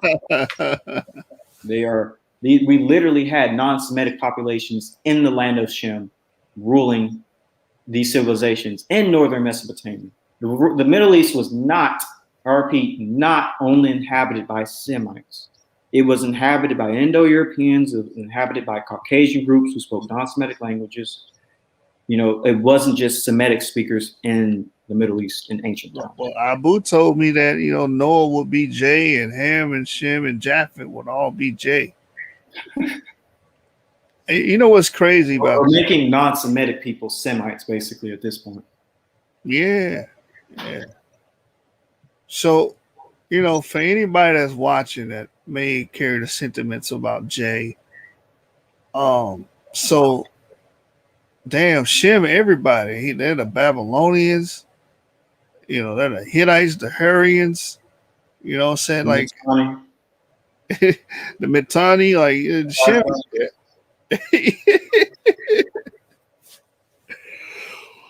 And it's funny how all these groups were actually ancient enemies of the Semites, because I was reading some sources about how they were fighting against the Akkadians and the Assyrians. Like, they did not like each other. They fought each other. Hurrians did manage to get along with the Amorites, though, which is interesting, because Amorites are the enemies of Israel in the Bible.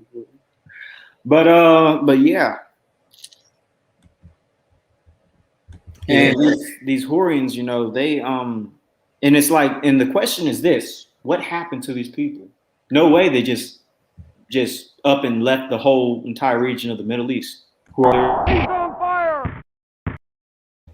Who are their descendants today? Well, according to genetic papers, their descendants are still there. The descendants of these Horians. They haven't left. The problem is we call them Semites. When they're non-Semites, literally. You know, they doing what Peter Pettigrew did on Harry Potter. They changed. You remember he changed his form. Oh yeah. They couldn't. He couldn't be detected because he was. If anybody hasn't watched Harry Potter, he became Ron Weasley's pet. And, yeah, that's right. He escaped detection that way by changing his form and assuming another identity. In the movie, he became a rat. But this is what happened in history with these Hurrians. Now they're hiding and assuming the identity of Shemites and Jews and stuff of that nature. But really, they're the Peter Pettigrews of the real world. So, I mean, that would make Avery kind of like Sirius Black because he's to expose Peter Pettigrew, and bring justice. Oh, that's not good because that means I die soon. I can't even make you his brother because his brother dies too. But you get the point. They both gonna get us. They both gonna get us to shoot. I think that it is. It's fascinating because, like I said, if you were to ask your average, Hebrew Israelite, or even your average Christian, apologetics, whatever, you were to ask them about the Hurrians, they would not know who they are. Yet these people are so influential, and now finally we're starting to get to understand what was going on in the Middle East. And when we do eventually get to I'm just gonna go ahead and say it. When we do eventually get to the enemies of Israel and the Levant, man, everything just starts to come together. Yep.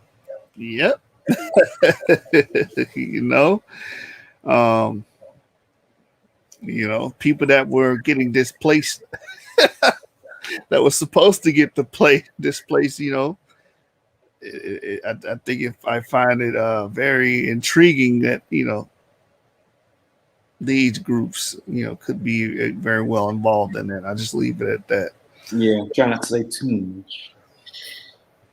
But here is a tree as well dealing with the Kurdish groups and their close relatives and whatnot. And I'm not going to read them, but you can see who they are. Yeah, let me see. Let me blow this thing up real quick and examine this thing, man. Let's see. You got Iranian Kurds, Georgian Kurds, German. Is that German right there? German and Slavic. I think that's because of the I marker, if you ask me. Because haplogroup J, haplogroup I. That's kind of what I see. Like this being I people and this being J people. That's the way I kind of see it. Moroccan Jews. Some Algerians, Spanish Basque, Moroccan Spaniards, Ashkenazi Jews, as we brought out earlier, Zoroastrians, Russian. See if there's some Japanese.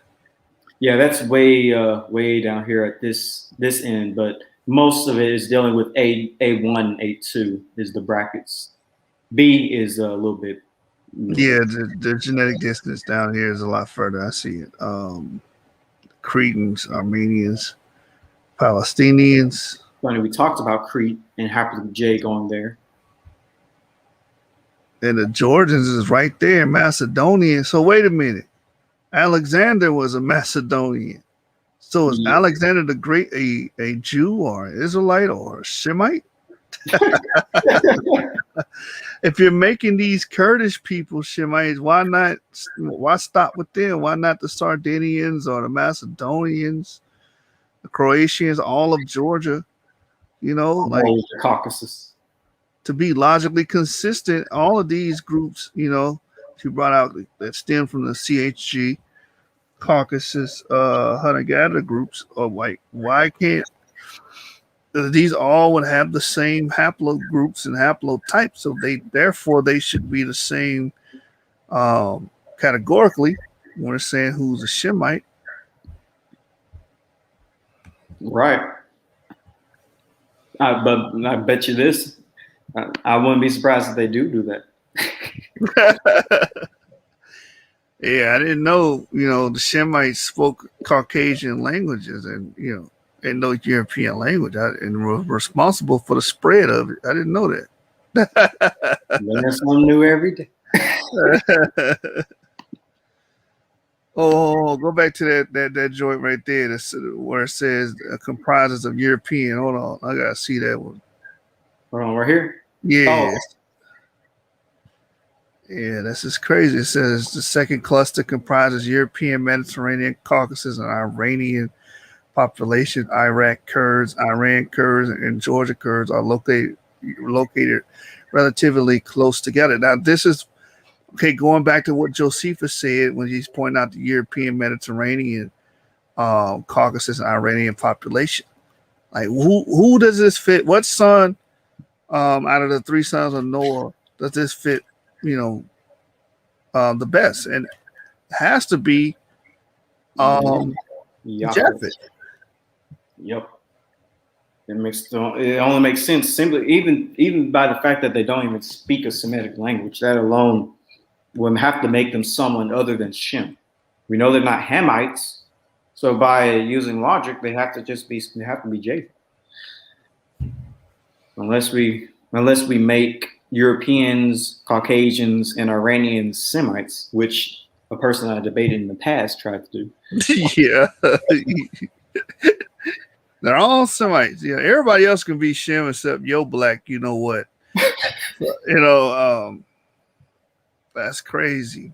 I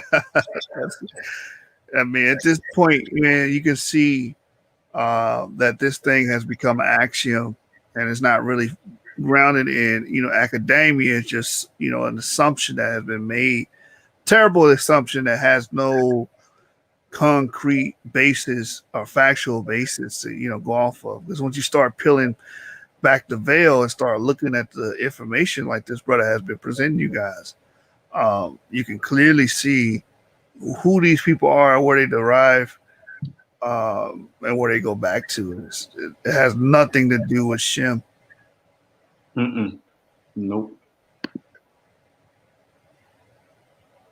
And again, the people who have the highest portions of J, I mean, they're related. They are Caucasian speakers. Yeah, the English and the Chechen. And they are related to who? The Harry. So it all makes sense now. I'm glad, man. I'm so glad that I started studying this, because now I got a better idea of the Middle East. Now I know why the Middle East looks the way it looks. Like, I'm not so afraid of why the Middle East is light skinned, because it's going to be light skinned. These are Caucasian Iranian groups coming south. So I'm not all uptight about the modern day look of Middle Easterners. And I will even say that that's a Middle Eastern phenotype, because the Hurrians have been there for thousands of years. The only thing is that Hurrians are not Semitic people, and we can't call it a Semitic phenotype, but we can call it a Japhetic Near Eastern phenotype. Right. We're just going to start labeling people CHG Jews, Caucasus, hunter-gatherer Jews. Iranian. Oh man, we're gonna start calling you the Caucasus Iranian complex. Jews. Zargo Jews. God damn it! Like, we're gonna start calling you guys, by your true names. We want to categorize you guys, correctly. And also, by the way, I went into the core Araxes culture. Because they're, of course, a very important culture. They're also mentioned in a certain genetic paper dealing with a certain people I'm not going to name, but I went into that and their DNA, which is predominantly J markers, J1 and J2.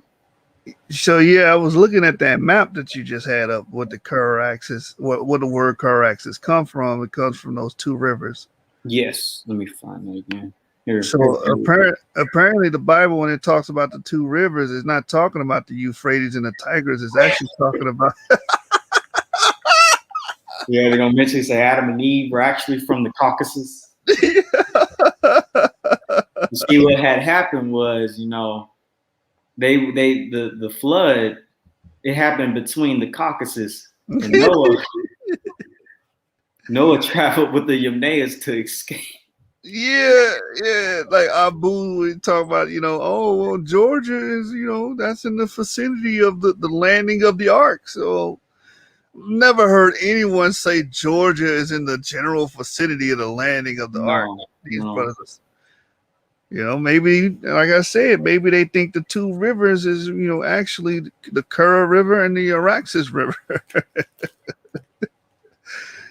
Oh, man. When you look at the geography and put it in perspective like you have on the screen here, I mean, it's just, the argument for this is just silly at some point. You know what I mean? Like, it just gets very silly.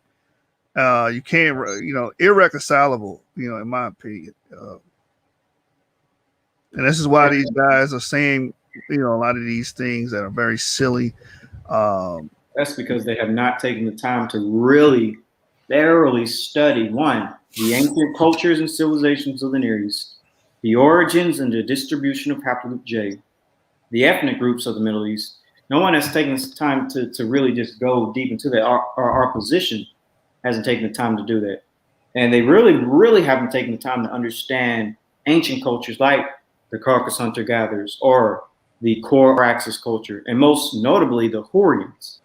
I bet our opposition really doesn't know much about the Hurrians and their influence of the ancient Near East, let alone who the descendants of the Hurrians are. But that's the problem when folks want to jump into something without fully, researching and studying it, and then thinking other people don't know what they're talking about. Exactly. We go through this a lot on this channel where you have people that we call them dilettantes. And that's exactly the definition of a dilettante, or someone that hasn't took the time out to study something, but profess to know something in regards to that field or subject. And, I think you made a very powerful point, a very poignant point about, the Semitic states became weak, and, these J bearers would have came in and, cleaned up shop and, began to radiate into the Middle East during that period of time, which would explain why J1 and J2 is so pervasive today. And, in the field of genetics, population genetics, this is called population replacement. Mm-hmm. Yep. And this is why you can't go off of high frequencies. Like in modern day, if you see high frequency, it does not mean original, autochthonous, indigenous. It don't mean that. It just means that these people today have a high prevalence or predominance in that area, which could be a result of many things. Just like in America, North America, 177 white Americans. Why is that? Does that mean they're the original Americans? No, it's just that a history happened where that they conquered this area and they were able to be successful in this area. It doesn't tell you who the original people of the land are, as we know would be the C and Q haplogroups of the Native Indians. Mm-hmm. You can read what's in yellow right here. Yeah, it says when the kingdom of Akkad failed, 2190 BCE, the Hurrians and others exploited the consequent power vacuum in Mesopotamia. There was no Hurrian empire as such, but some of the independent city-states ruled by Hurrian kings may have formed together in a loose confederation. Still others were in conflict with each other. This goes with what you read earlier, where these people were everywhere but nowhere at the same time. Right here. Yeah, it says it was like the Hurrian conquest of the region was a complex phenomenon, including peaceful migration, infiltration by mercenary bands, and the pay of local city states, followed by the rise of to power of mercenary warlords, culminating in the eventual full-scale migration of Hurrian herding tribes out of the mountains into the more fertile river valleys. You see, that was Abraham. Well, it does say he came from the north, but it came down. That's what they're gonna say. Like, oh, he came from Iraq. I'm already waiting for those type of responses, but I got some up my sleeve. You can keep reading. Yeah. Further, the Hurrians often seem to have adopted the culture of the city-states they conquered, making them less visible than ever in the historical record. For example, we have no evidence of a distinctive Hurrian military system. It seems that if ever there were a people who were both everywhere and nowhere, it was the Hurrians. Yeah, Yep. man. Like, it's right in your face, man. Academia is showing you. And by the way, the audience that's watching, anytime you see the word ebid, that's this Latin, what do you call it? It's a brevity to mean the same source. That's all that word ebid means. It just means it's coming from the same source that was read above it. But yeah, man, this is like I said, like there's no way around this. These Hurrians played a huge pivotal role in the Middle East, and we could see how when they came in and started to take over. And you even gave a timestamp when you said the Akkadian, which the Akkadians would have been, if I'm not mistaken, they would have been Semitic. Yep, 2190 BC. And not only that, even this source talks about how the weakening of the Semitic states in Mesopotamia in the 15th century BC as well. Semites were being pushed further south, or Semites were forced to pretty much mix with the Hurrians. And, you know, most of the time when you conquer a civilization back then, you kill the men and you take the women. Mm. And the women, of course, would be Semitic speakers. So, who are you being raised by? You're being raised by the woman. So the kid, father could be Hurrian, his mother could be Semitic, and the kid's going to learn from the mother. So the kid's going to grow up being a Semitic speaker, even though ethnically from his father's lineage, he's a Hurrian who could be carrying a J marker. That's true. That's true. I think Nathaniel Jeanson should watch your video and take notes, on the spread of Haplogroup J, because this, like I said, this makes all of the senses. The explanatory power of this is incredible. Like what we have on the screen, the weakening in the Semitic states in Mesopotamia after 1550 enabled the Hurrians to penetrate deeper into this region, where they founded numerous small states in the eastern parts of Anatolia, Mesopotamia, and Syria. And again, this goes well with this paper, the paper of a certain burial that people love to bring up in favor of, certain Jewish groups. And really that paper, in the paper, it says this is the crazy thing about it. Who the people are. It identifies the people that were buried in these burials, and no one is reading that part. I zoomed in on that part when I read it. When I first read that paper, I was like, who are these Hurrians? And once I started studying the Hurrians, I was like, oh my goodness. This whole time, we thinking that, oh man, I got exposed. And I just started digging. Yeah. So, I mean, going back to Abraham. First of all, Abraham has a Western Semitic name. He doesn't have an Indo-Aryan name, as we see here after 1500. It says something about isolated Indo-Aryan names. Yeah, Abraham was Iranian, apparently. He was an Aryan. The Germans were right. Abraham was a Caucasus, a hunter-gatherer. He was a Caucasoid Indo-European. Jesus was white. Boom. British Israelism confirmed. The Aryan Teddy Kingdoms. Yeah, right there it says after 1500, isolated dynasties appeared with Indo-Aryan names, but the significance of this is disputed. So I mean, which one is it, man? Like, come on. Yeah, there's more on these Indo-Aryans with the Mitanni because it seems that the Mitanni Empire was predominantly ethnically Hurrian and they spoke Hurrian, but the ruling class was these Indo-Aryans. It kind of reminds me of the Indo-Aryan invasion of India. Basically, they split, some going into India, but another branch of these Indo-Aryans went into the Middle East. Let me find just that. Apparently, Abraham will be related to Gutians, you know, according to let these people tell it. You know, everybody else got a license to be Shemites except the actual damn Shemites, and it's, you know, it's kind of shameful at this point. It is. When you learn the truth, it's like, okay, now it's actually time to bring it all out.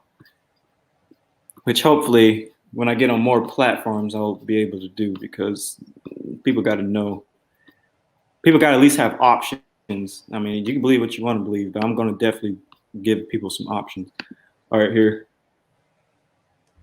This deals with the Mitanni quite extensively. Yes, it says the people of Mitanni.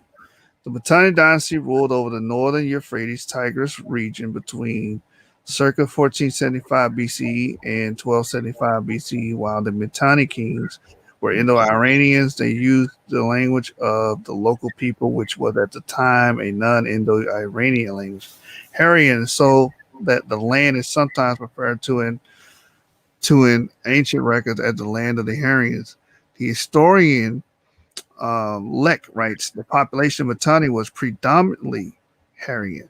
The ruling elites were Indo-European warriors. Yep. Yep. Hold on, wait a minute. I gotta pause there because that right there, it could just, you know, encapsulate everything that's been said so far. So again, so you people, are you guys insinuating that Abraham is related to Indo-European warriors, not Semites? Indo-European warriors. Well, don't you know, Abraham is definitely a Germanic name. I mean, Abraham Lincoln. Come on, man, that's English. All right, so that's the before I finish this paragraph. That's put two perspectives side to side. One perspective is making Abraham a relative to, you know, early Germanic peoples, which we know were very barbaric, very illiterate, and violent. You know, then you have one perspective, you know, bringing up EP2. You know, they were responsible for bringing in civilization, sowing the seeds of civilization, Afro-Asiatic languages, which even will lead to Semite, right? And you know, bringing in agriculture and pretty much changing the world through the Neolithic Revolution. Mm-hmm. Which one is it? Like, I would rather put him in the group that he belongs in, which would have brought forth the Semitic languages and the Afro-Asiatic and Semitic culture. But you guys are trying to put him in a cluster that belongs to Indo-Iranians, Caucasus hunter-gatherers, Indo-European, the Iratian. Like, come on, man. This doesn't make any damn sense. Mm-mm. I mean, after all, Noah got drunk from what? From drinking wine. Wine is agriculture. Natufians, agriculture. Yeah. These guys, these Mitanni folks were warriors. They were, you know, killers. Yeah, it says right here, Indo-European warriors who called themselves the Marianu and who worship deities with Vedic names such as Indar, Uruwadi, and the collective devas. Now, how is that Semitic? Yah, where is Yahweh or Yahweh, whatever term y'all might want to use. I don't know which one, but no, they have these Indian god names. Yeah, I mean, this is not even close to anything Afro-Asiatic. It says the elite was to intermarry with the local population as the names of their children testify. Mm-hmm, right there. They married with the local population. Wow, yeah. I mean, come on. The capital of Mitanni was Wasukani, located on the headwaters of the river Habor, a tributary of the Euphrates. Is Wasukani a Semitic name? I never known anybody in the Bible with Wasukani. Yeah, I mean, I guess it's a meta thesis of Isaac. And here's the landmass of Mitanni, by the way, for folks to have some visualization of the largeness of this empire. Yeah, man.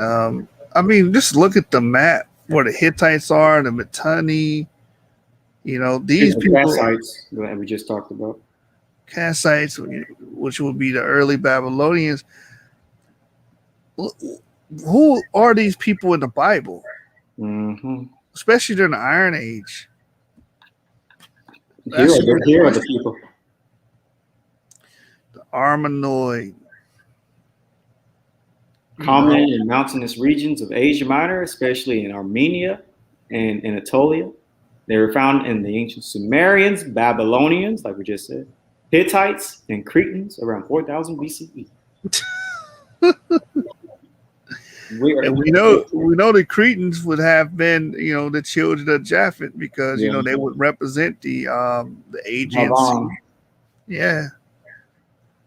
Babylonians would be those Kassites, those Hurrian tribes. Man. Hittites are Indo-Europeans, as I've said many times before. And well, you can keep going. Now, I was just going to say, we know like relatives of the Cretans, the early Greeks and stuff of that nature, you know, began to inhabit, you know, Anatolia, Turkey and stuff like that. Yeah, the Hurrians actually influenced the Greeks. I almost forgot to tell you that. Look at this. Oh, I have to go way up. Yeah, the Hurrians even influenced archaic Greece. Here it is right here. You can read the last sentence in yellow. Yes, it's by the late Bronze Age, the Hurrians have been assimilated to surrounding cultures in the Near East. Assimilated. There's that word again. It says, but many of their gods and myths would live on in later cultures, notably the Urartu civilization, and even inspire elements of myth found in archaic Greece. Come on, man. These people are Japheth. Here's another one. At this point, it says the Hurrians were one of the most important civilizations of the ancient Near East, but we have far less linguistic, historical, and archaeological information about them than the Sumerians, Babylonians, Assyrians, or Hittites. Hurrian epic poems are also a fascinating but lesser known aspect of ancient Near Eastern literary traditions. But Hurrians played another critical role, creating and transmitting Mesopotamian traditions across the ancient world, even as far as Greece. Yeah, that's Javon, man. Come on. Northwest Hurrians. Here are the Hittites. Here are the Greeks. Furthermore, speaking of the Cretans, last thing I'll mention, remember this quote? When Minoan civilization emerged from 2700 BCE and could have been founded by colonists from the Kura-Araxes culture. Come on! Who would have brought bronze working with them? Modern Cretans have the highest percentage of G2A. It gives the percentages in Greece and the highest percentage of J1 and J2A in all of Europe, for that matter. The three haplogroups associated with the Kura-Araxes culture, man. It's a casket, man. Like this is just a casket at this point. Funerary arrangements need to be made. It's over. Because once you establish that Javon connection, then you can clearly see who Japheth is. It says here, Kura-Araxes culture, 3400 to 2000 BCE, which expanded from the South Caucasus to eastern Anatolia, northern Mesopotamia, in the western Iran.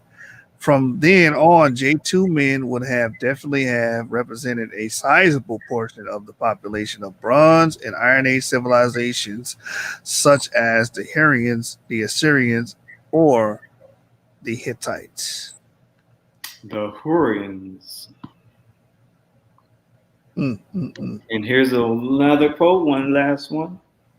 The Caucasian admixture was further propagated by Near Eastern Chalcolithic farmers in the advance of the Karaxis culture from the South Caucasus across the Near East and their descendants' colonization of Minoan Greece. Yep. Yo. South Caucasians would have belonged to Y chromosome, haplogroup J1 and J2, later associated with the Karaxis culture.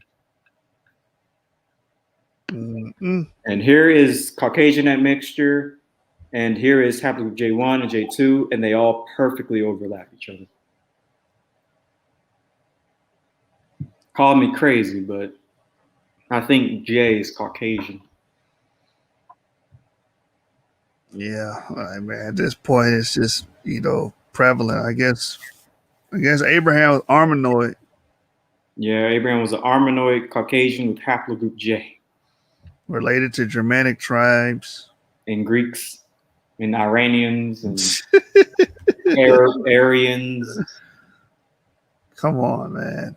It turns out that Hitler was way off. The Germans and the Swedes were not the true Aryans. Really, the true Aryans were the Jews. Yeah. The Semitic population. Actually, that's technically true. That's not even a joke. Like the true, Iranian or Aryans would be these Middle Easterners. Yeah. They actually are the true Aryans. Yeah, I mean, you guys are clearly related. Like, this is not even up for debate. All these groups are related. We can see it in the genetic distant matrix. How closely these people are related to these descendants of the CHG. And it's clearly a difference. You would do all this work, interdisciplinary studies to bring all this information out, and all it takes is one nutbag to sit up here and say no, and then all of this doesn't matter anymore. It's just so funny how the internet works and how social media works. Mm-hmm. Agreed. Fully agreed. This says here the pottery was distinctive. The spread of their pottery along trade routes into surrounding cultures was much more impressive than any of their achievements domestically. It was painted black and red using geometric designs. Examples have been found as far south as Syria and Israel, and as far north as Dagestan and Chechnya. The spread of this pottery, along with archaeological evidence of invasion, suggests that the Karaxis people may have spread outward from their original home and most certainly had extensive trade contacts. Jamokha believes that its southern expanse is attributable primarily to the Mitanni and the Hurrians. And this is so crazy because it even mentions Israel. Mm. And we actually have archaeological visibility here of seeing these people when they spread into Israel, And also going to another paper, that hasn't been brought out yet. I know he's going to bring it out in a future presentation where we confirm that these people were in the land. So, I mean, it's just that simple. You can read the last yellow sentence if you want. It says it gave rise to the later Kerbet Karak ware culture found in Syria and Canaan after the fall of the Akkadian Empire. We know who these people are, man. The gig is up. Look right here. I'm not going to say it, but just look right there. Yo, this is the end of Scooby-Doo. In the Scooby-Doo episode, they chase the bad guy, or they get into it with the bad guy, and at the end of the episode, they got him tied up or trapped, and they yank the mask off of him. Old Man Winters, this is what's happening right now. Exactly. I would have gotten away with it if it wasn't for those pesky. How did it go? The pesky kids and that dog. I can't remember how it goes. Yeah. If it weren't for you pesky kids and your little dog too, I would have gotten away with it. I would have gotten away with it if it wasn't for Yashub and Ivry. Oh man. Yeah, By the way, look when it arrived. I'm not gonna say it. I'm just gonna point at it. oh man, yeah. Beth Yara, Jerusalem, Kerbet Karak, what we just read, 2750 BCE.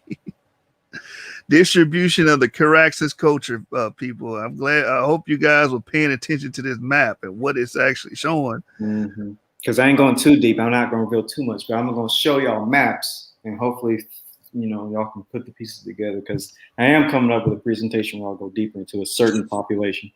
So to keep it on this map real quick, I just want to point this out to the audience, the viewing audience. It tells you what, if you look at the top right corner, what you're looking at. The Kyrgyz's homeland. I want you guys to focus on that. That is going into the Caucasus Mountains. So when we show the paperwork or the oldest J marker is found, J1P58 marker, it's found up here, which coincides with what he's bringing out with the Kyrgyz's culture. And we're seeing this culture radiate from this area in the Caucasus by the Caspian Sea all the way down to Kerbet Karak, to Jerusalem. I want you guys to notate that, man, so we can see a continuity in where this actually spread from the Kyrgyz culture all the way down into modern day Israel. Like, there's no way around this. Unless you make everyone Hurrian. And another thing that connects all this together is this, because we know exactly who they are biblically too. Yeah. I mean, like, so no one can try to twist and be like, oh, well, they're Shemites. No, Armenians and Georgians have, and Chechens and English have their oral testimony of who they come from. Yeah, it's crazy what you brought out with the Haik situation of, saying it being a descendant of Torgamar. And, obviously these biblical map makers or cartographers got something wrong, because the Japheth territory should be Shem as well. According to these guys, this should all be Shem. But apparently they got it as Madai and Togarmah and Ashkenaz and Gomer. And I want you guys to, notate this as well. Where is the Caspian Sea at? Top right corner. Where's the Caucasus? Where you see Gomer.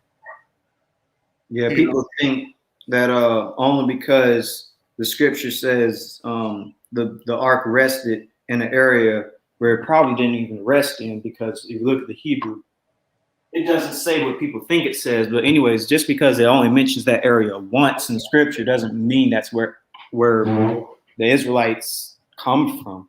We still had descendants of Japheth predominantly in that land. Yep. It's just, it's clear. It's a reason why the biblical cartographers mapped it out the way they mapped it out. Togarmah. Is this a modern day? Is this what it's named today? This is Greater Armenia, ancient Armenia, which was Greater Armenia. It was a lot bigger than it is today, but there are towns called Togarmah. Yeah. So you have the people called it too, the Armenians. You got the Caspian Sea up here again, the Caucasus up here. So I mean, this is just clear. This is clear. And this is why, these guys really need to study geography before they start making claims. Yeah, geography and people groups and language. And you can tell that there's clearly a difference between the core axis and the peoples of the south of them. Here's the core axis. Here are the Semites. They're not the same. Just to make that clear, core axis are not Semites. They're clearly a difference. If you look at these, because this is a genetic map. If you look at these genetic maps, you have the Yamnaya. So there's just making that, pointing that out, before people start trying to say core axis people are Semites, which would be ridiculous. Yeah. I mean, at this point, we're the prosecution in this case, man. And we pretty much got a good case to convict these guys on identity theft. These people come in and start to invade. As the Semitic city-states begin to fall, they begin to assimilate and absorb the culture. And we, in prior videos, you brought out in the origins of Semitic people in that series. If you guys have not watched that series, it's a playlist on my channel, all 5 parts. And he brings out and illustrates the fact that these original Semites would have had E markers. Mm-hmm. And their culture was absorbed by these people with J markers. And this is basically saying the same thing with these Caraxes cultures coming in and starting to invade and move into Semitic places and absorb the cultures. And this is why they were able to form like a cloak in history, because they assimilated into the Semitic cultures that they invaded. It's pretty much, game over at this point. And as the prosecution, we pretty much got a conviction. These people have committed identity fraud for, this is going back to the Bronze Age. Like, this has been thousands of years of assuming other people's culture. But you know what's funny about that? They tell us that we're misappropriating. And these people have been having a consistent history of misappropriating other cultures for at least 5,000 years, going back to the Bronze Age. But they're going to sit here and try to say that, no, we are the ones misappropriating culture. Like, shoot. It's okay for a Hurrian to have Semitic culture, but you are an African. You can have Semitic culture, but the Hurrians can do it. They can assimilate. Man. And I'm going to go even deeper into this on the Armenoid invasion when I get to it.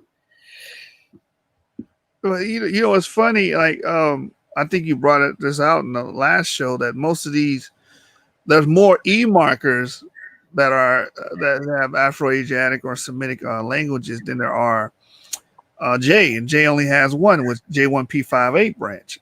Yes. Most quote unquote people, what they would call the Semitic haplogroup, is JP58, but it's only one branch of the entire J1 marker, let alone none of the J2 markers. So really, it's just this one lineage of people that just dominated the region over time, beginning as far back as the early Bronze Age. And where do we find the early J1P58? Yep. Up here where this Caraxes culture is coming from. Where everyone is claiming to be descendants of Togarma and not Shem. Yeah. But you just don't care about what they think and say, no, you are a Semite. You're not a Togarmanite. Yeah. We just tell them who they are. Oh, man. Look, man, as you go down south, where it says Semitic, and then you go even further south into, the Levantine corridor going into Egypt. Like, we know who was here. And I have a great book on this. It's the Oxford Handbook of, I think, Levantine archaeology or something of that nature. And it talks about all these early skeletons around the Levantine corridor being, quote unquote, African skeletons. Mm-hmm. And this would be a Semitic territory. So why do you have African skeletons in a Semitic territory? That begs the question, though. Right. Yeah, you don't find an abundance of Armenoid skeletal remains during that time period. So no, we don't find guys like this.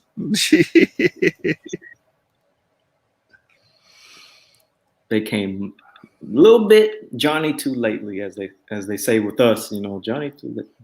Yeah. At the end of Scooby-Doo, they take the mask off of the culprit, and it's that guy. Old man Winters, his ancestor, Kingdom of Matani. Man, folks just don't know. And then here's the best quote of the paper. Among them, haplogroup J-M304 is found in the Caucasus/Iranian and Anatolian hunter-gatherers and farmers, but not in the Levantine ones. Hold on. You can't stop there. We got, unfortunately, so far, ancient DNA studies are missing from the Arabian Peninsula and Mesopotamia, where JM34 is frequent nowadays, man. Keyword nowadays. In the past, it was not. J1, Anatolia plus Europe. It was pretty much everywhere other than the Levant and Mesopotamia. Which pretty much, this map pretty much supports this map. So it wasn't in Mesopotamia. That's what I say. So when the scriptures talk about the two rivers, which that's what Mesopotamia means, between the two rivers, it's not the Euphrates and Tigris. Then it's got to be the Kura and Araxes rivers. Yeah, it's the Kura and the Araxes rivers right here. You see, the Garden of Eden, it was actually the Kura because, you know, it says rivers would come out of it like that, you know. So this is where the Garden of Eden was, you know. Adam and Eve will go take a dip in the Black Sea, you know. And this is where the flood took place too. This is the landing of the ark and everything. Yeah. The ark would have actually landed, you know, near Georgia, in a cave, the Serpent Cave. And also, they would have spoken Hurrian and Eritrean language related to Armenian. Yep.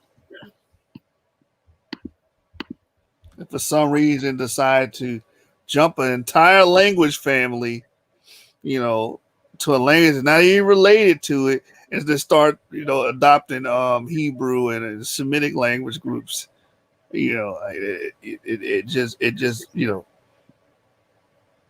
blows my mind to even think about this. Oh man, early trans-Caucasian. So Abraham was trans-Caucasian. Mm-hmm. Make it make sense. They're just gonna have to eventually say that he was that, though. I mean, that's what I'm expecting, at least, to be honest. Well, you know, LeBron said the Israelites came from the Caucasus. That's what he said. Well, yeah, I guess it is happening. Yeah, it's already happened.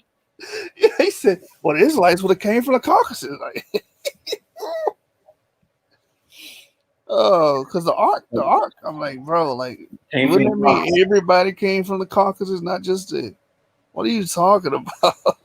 They come from the Caucasus, a region with literally no evidence of Proto-Afroasiatic, Proto-Semitic, no type of any Afroasiatic Semitic tongue, even to this day. But that's where they come from. Okay. The Caucasus of Georgia, Russia. That's the homeland of Abraham's lineage. Okay. Make it make sense.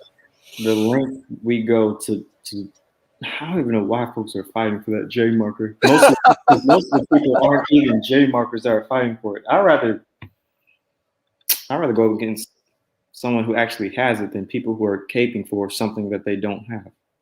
Right. I just want the audience to know that this man has shown, you know, maps where these people would be at. It has nothing to do with the Levant or southern, you know, Mesopotamia. Excuse me.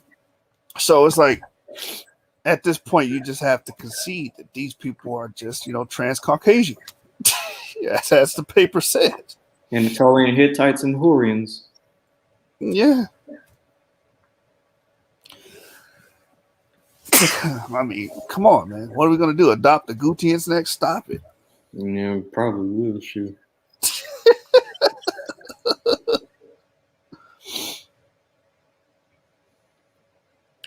And by the way, there was no questions that came in.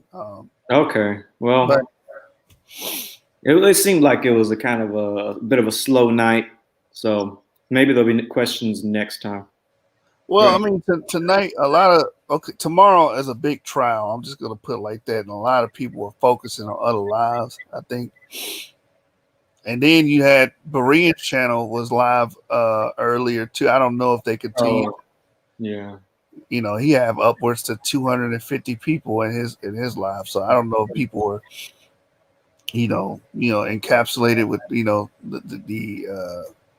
not encapsulated, but intrigued with what the type of conversations that go on over there. I have no idea. I can't tell you what goes on over there, but I got a text message from someone earlier. Hey man, you got to come on. Like, man, I got my own show I need to deal with. Like, you guys are silly. Yeah, I'll go on Berean's show once I'm done with all my presentation. Well, no, I'm never going to get done with all my presentations. I'm always going to have videos. But when I get done with most of my presentations that prove my point, that's when I'll start debating people, because I want all my information to be on the table, Because when I mentioned the Hurrians and people are like, what? I'm like, all right, so I have a video on the Hurrians. I'm just going to go ahead and say what I know about them. You can watch my video to learn more. And then, what about Haplogroup E? I have videos on that. I'll say right now what I know about it. You can watch my videos. I want to have everything already referenced if I do debates and stuff like that. Yeah. And go on shows like Berean, going to shock the world with some of this stuff. Hopefully. I think what you got on the screen it pretty much is a summation of what you've been bringing out. It says Togarmah is a figure in the table of nations in Genesis 10, the list of descendants of Noah that represents the peoples known to the ancient Hebrews. Togarmah is among the descendants of Japheth. It is thought to represent some people located in Anatolia. Togarmah in the Jewish tradition is linked to Turkic peoples. We talk The about parents, Gomer, the children, Hayek, Caucasus, Carlos, grandchildren of Mitzketos, Bahi, Kor, Haikasuni, Aram, siblings, Ashkenaz. And you know what's crazy about this, because you brought out the Hayek legend. Mm-hmm. And, Hayek. Oh, right here it says Caucasus or Kafkasos was the supposed ancestor of the Chechens in English, according to the Georgian Chronicles. You also brought out that these groups would have been heavily J markers. Nearly 100%. Case Both closed. J1 and J2. Case closed, man. These people are Japheth. Here's Hayek, by the way. Yeah, it says the ancient identification of their country with Togarmah by the Armenians though correct, is probably due to the Septuagint transposition of G and I. Togarmah for thorium, father of Hike, the founder of their race. Moses of Kor 1:4. Ezekiel 27:14. Alone has G before the diagramma. The name Armenia dates from the 5th century BC. Many commentators connect Togarmah with the Armenians. The Armenians themselves are traditionally claimed to be descended from Hike, son of Thorgum. No, you Armenians, stop talking. You descend from Shem. You're Shemites. Throw away your tradition. You're Shemites. You're Shemites, man. Don't you know that you're related to Abraham? Like, come on. Get with the program. As the ancient Greek writers speak of the Armenians as famed for their horses and mules. Yeah. It's case closed at this point. I mean, prosecution, seeking the death penalty. Oh, no, I ain't even done yet. This ain't no case closed. I got 10 more videos. I'm surgically cutting this nice, tender, juicy steak. And yes, these groups have close to 100% haplogroup J1 and nearly 90% J2. I didn't even know that Caucasians had the highest amount of J. I was shocked by that. I thought it was Middle Easterners, Says Marlo Ming says, will there be access to the presentation slides? Wait, who said that? Marlo Ming. Oh, first question, nice. There will be in the future, and I've been talking to people, and they said that I should charge them. So I think I am going to $10 for a presentation, because it takes a long time making them, and they're like 300, 400 slides. So yeah, I will have these presentations available, but I definitely would like put it on a Patreon for you to buy and have access. Yeah, you know why they want these slides? They want to go around the internet terrorizing people. Like, Yeah. Look at this. And then this is where you guys come from. Opposition be like, what?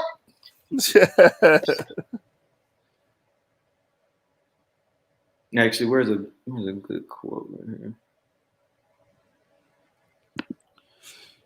But yeah, here's something good. I'll let you read this good quote. Where is it?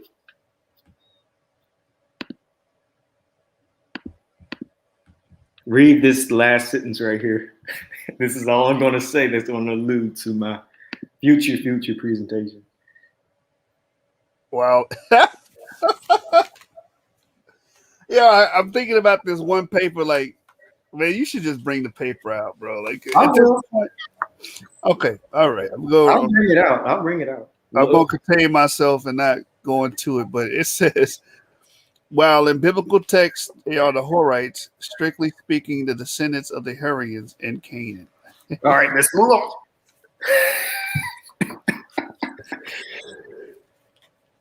Woo. My goodness. Hurrian, Subartu, Akkadian Empire. I mean, the links that these people go to try to make these people shim is just downright pathetic at this time. It's insulting to people who actually might have a chance at being a descendant of Shem. Yeah. Because you have plenty of Arabs with E markers, plenty of Middle Easterns with E markers, but they're being thrown under the bus for this J marker that's not really Semitic. They're claiming all these E markers in the Middle East are descendants of like black Cushites, and it's like, no. Then it's a dark-skinned Natufians who are the ancestors of Semites. Which is just racist. Like, I keep telling these guys, you guys are just racist. Like, that goes back to Ham was dark, and all the dark people are Ham. Everybody that's black is Ham. These people that you're talking about came from black people. So are they Ham too? Like, stop it. That's just idiotic. The links people will go to preserve falsehoods. And I would have got away with it too. The Hurrians were a people of the Bronze Age Near East. They spoke a Hurro-Urartian language called Hurrian and lived in Anatolia, Syria, in northern Mesopotamia. The largest and most influential Hurrian nation was the Kingdom of Mitanni, its ruling class perhaps being Indo-Iranian speakers. Mm-hmm. The population of the Indo-European speaking Hittite Empire Anatolia included a large population of Hurrians, and there is a significant Hurrian influence in Hittite mythology. Mm-hmm. By the early Iron Age, the Hurrians had been assimilated with other peoples. Yep. Iron Age is when Israel thrived, by the way. I'm just saying. Yeah, their remnants were subdued by related people that formed the state of Iraq too. The present-day Armenians are an amalgam of the Indo-European groups with the Hurrians and Iratians. No. Armenians are Semites. Indo-European groups with the Hurrians and Iratians, which they have that high percentage of. Jay, come on, man. It's over. Game over, man. And the funny thing is, it's game over, but for me, I'm just not getting started. When I get that paper, that genetic paper, I'm going to break it down so delicately.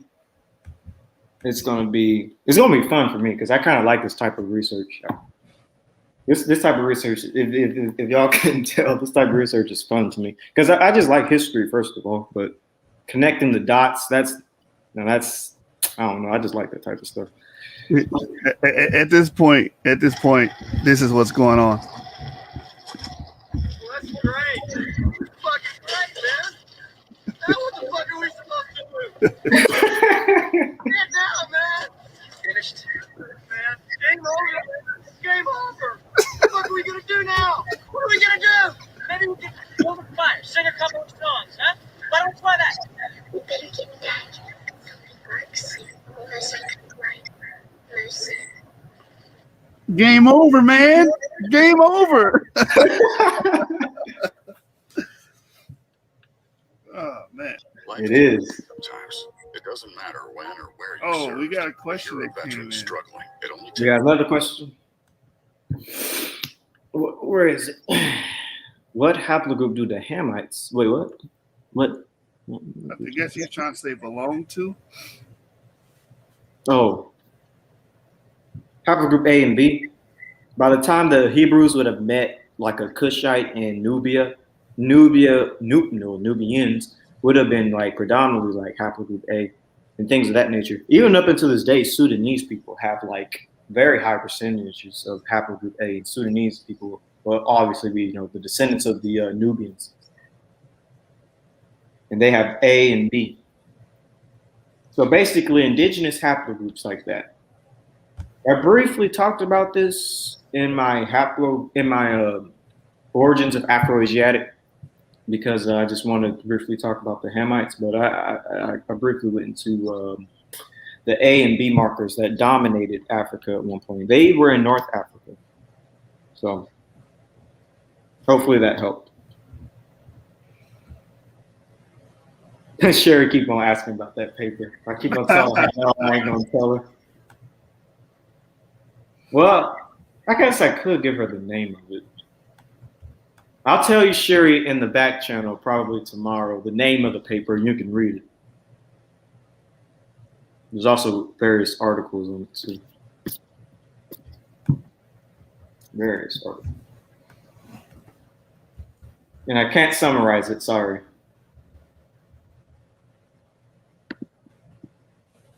I love giving folks surprises. Here's another good quote. You kid hadn't come along, and I'd have found it if it wasn't for you snoopers. You blasted kids. Why didn't you? Yes, I'd have gotten away with it too. It wasn't for these blasted kids and their dogs. Blasted meddling kids. And it would have been mine if it hadn't been for the meddling kids. And I would have made millions if it hadn't been for you meddling kids. Meddling young fools. They got away with that king's ransom. And I wish you'd have minded your own business. Well, in this case, it's police business.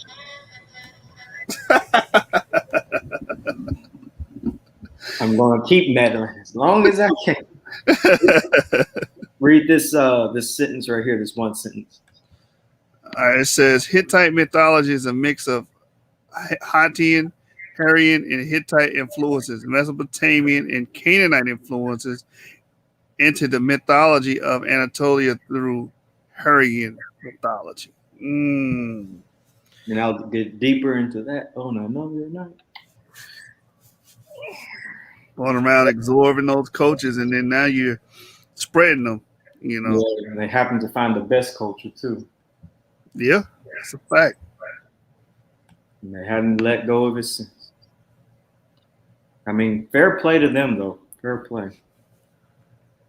They came across the culture that will never die out.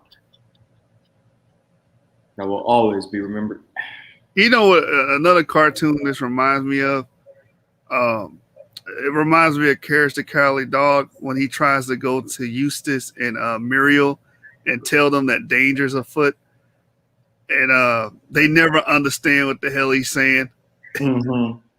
It's like you bring all this information to the people, and you say all this, you give all this strong evidence. At the end of it, they're like, you know what I mean? Yeah. And the crazy thing, it won't even just be people on the opposition side. It's even going to be people on our side, ones that like are afraid of DNA. Oh, dang. Tell me about it. And I'm like, bro, if we use DNA, we can legit prove who we are and who they are. And you're running away from something that can actually help you. Like something that can actually disprove certain groups as being things that they aren't. And prove you as being something that you are. But you're fear mongering yourself into this corner where you have to only use Deuteronomy 28 to prove who you are, which doesn't prove who you are, by the way. Yeah, that's a fact. I mean, you know, they're Eustace bag. They're Eustace bag because we try to tell them, and then they take the bread roller and hit us upside the head with it. That's what I'm hoping. If I can get on other channels like Divine Prospect and Orthodox More, and I can give them give the Israelite community these presentations, then hopefully we can change our methodology and become more academic and really basically prove who everyone is by using the truth. Because everything I've used is academic. It's truth, and I believe in all the work that I've presented. It makes sense in history and DNA. So, yeah, I mean, you're trying to get the proverbial mice out of the house. They're attacking you or attacking the people that bring the information out. Mm-hmm. Which reminds me of another cartoon, Tom and Jerry. Mm-hmm. Yep. Tom was doing his job trying to get rid the house of mice, of pests, and he's getting hit upside the head with the bread roller, man. Yeah, and all the other animals are attacking him too, like the dog. Yeah. Yep. It's like, help me out, you guys. The things I do for love. The things I do for love. Yeah. Oh man. Yep. You take the mask off, you see that man. All right, man. Well, we were at 4 hours, man. So yeah, we reached the mark. The 4 hours. I think we're gonna have to conclude. Yeah, I got to get up and get some stuff done. Well, all right, man. The brother will be back with a part 3, correct? Yes, tomorrow I'm gonna do a part 3, which will be a lot shorter. So don't worry, you guys. And I'll have a part 4, which will again be a lot shorter. This was pretty long, and I don't know. I just make long slides. I like to get as much information together as possible. So. Yeah, I mean, these are college courses. Actually, these are courses that you're presenting, man.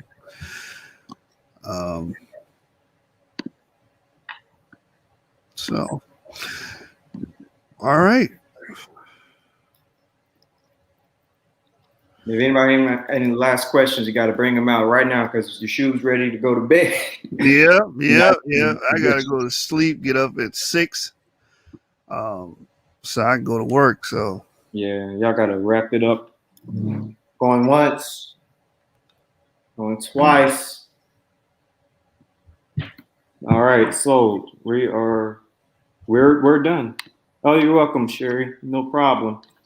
Going to try to keep coming out with videos on my channel, on other people's channel, on Yeshub's channel. And by the way, when I leave Yeshub's channel, I won't be gone forever. I will pop up every now and then. I probably won't have a presentation though, but I'll pop up every now and then to maybe like say something. I don't know.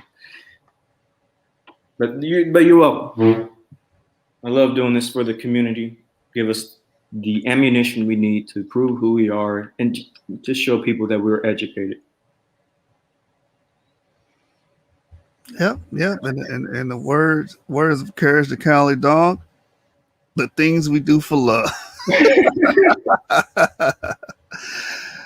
All right. Shalom. Shalom. Get your blessings from Greetings to you all. I've been sent here to do great things, amazing things, beautiful things, positive things, blessing things, healing things, loving things, happy things, for the rebuilding of the new world, the blessing of the world, to build the kingdom here of the Most High God here on earth. Blessings to you, sending you love and positive vibrations around the world. Blessings to you, and welcome. Most motivation start with devastation. You must fall before you rise, they want a demonstration. I'm here to get it all, right before I spend it all. The elder need to come and see the youth, they need to get involved.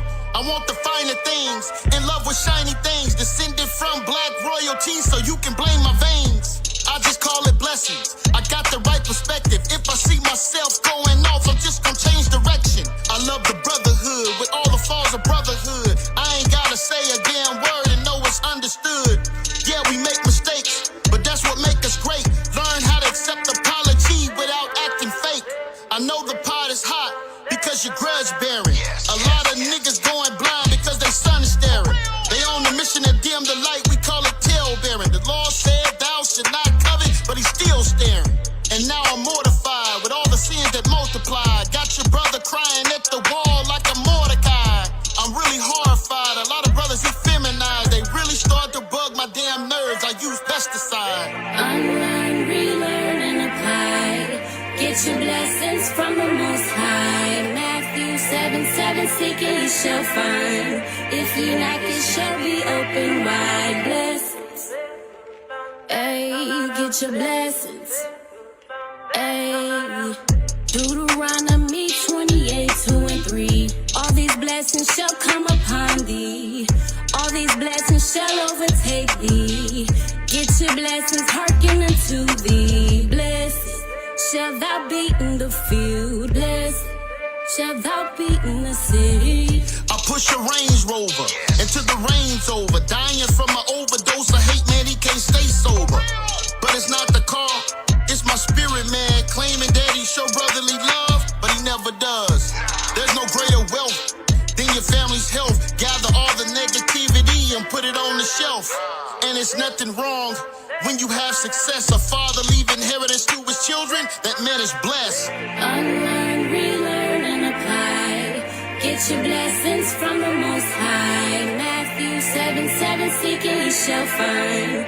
If you knock, it shall be open wide. Blessings, ayy, get your blessings, ayy.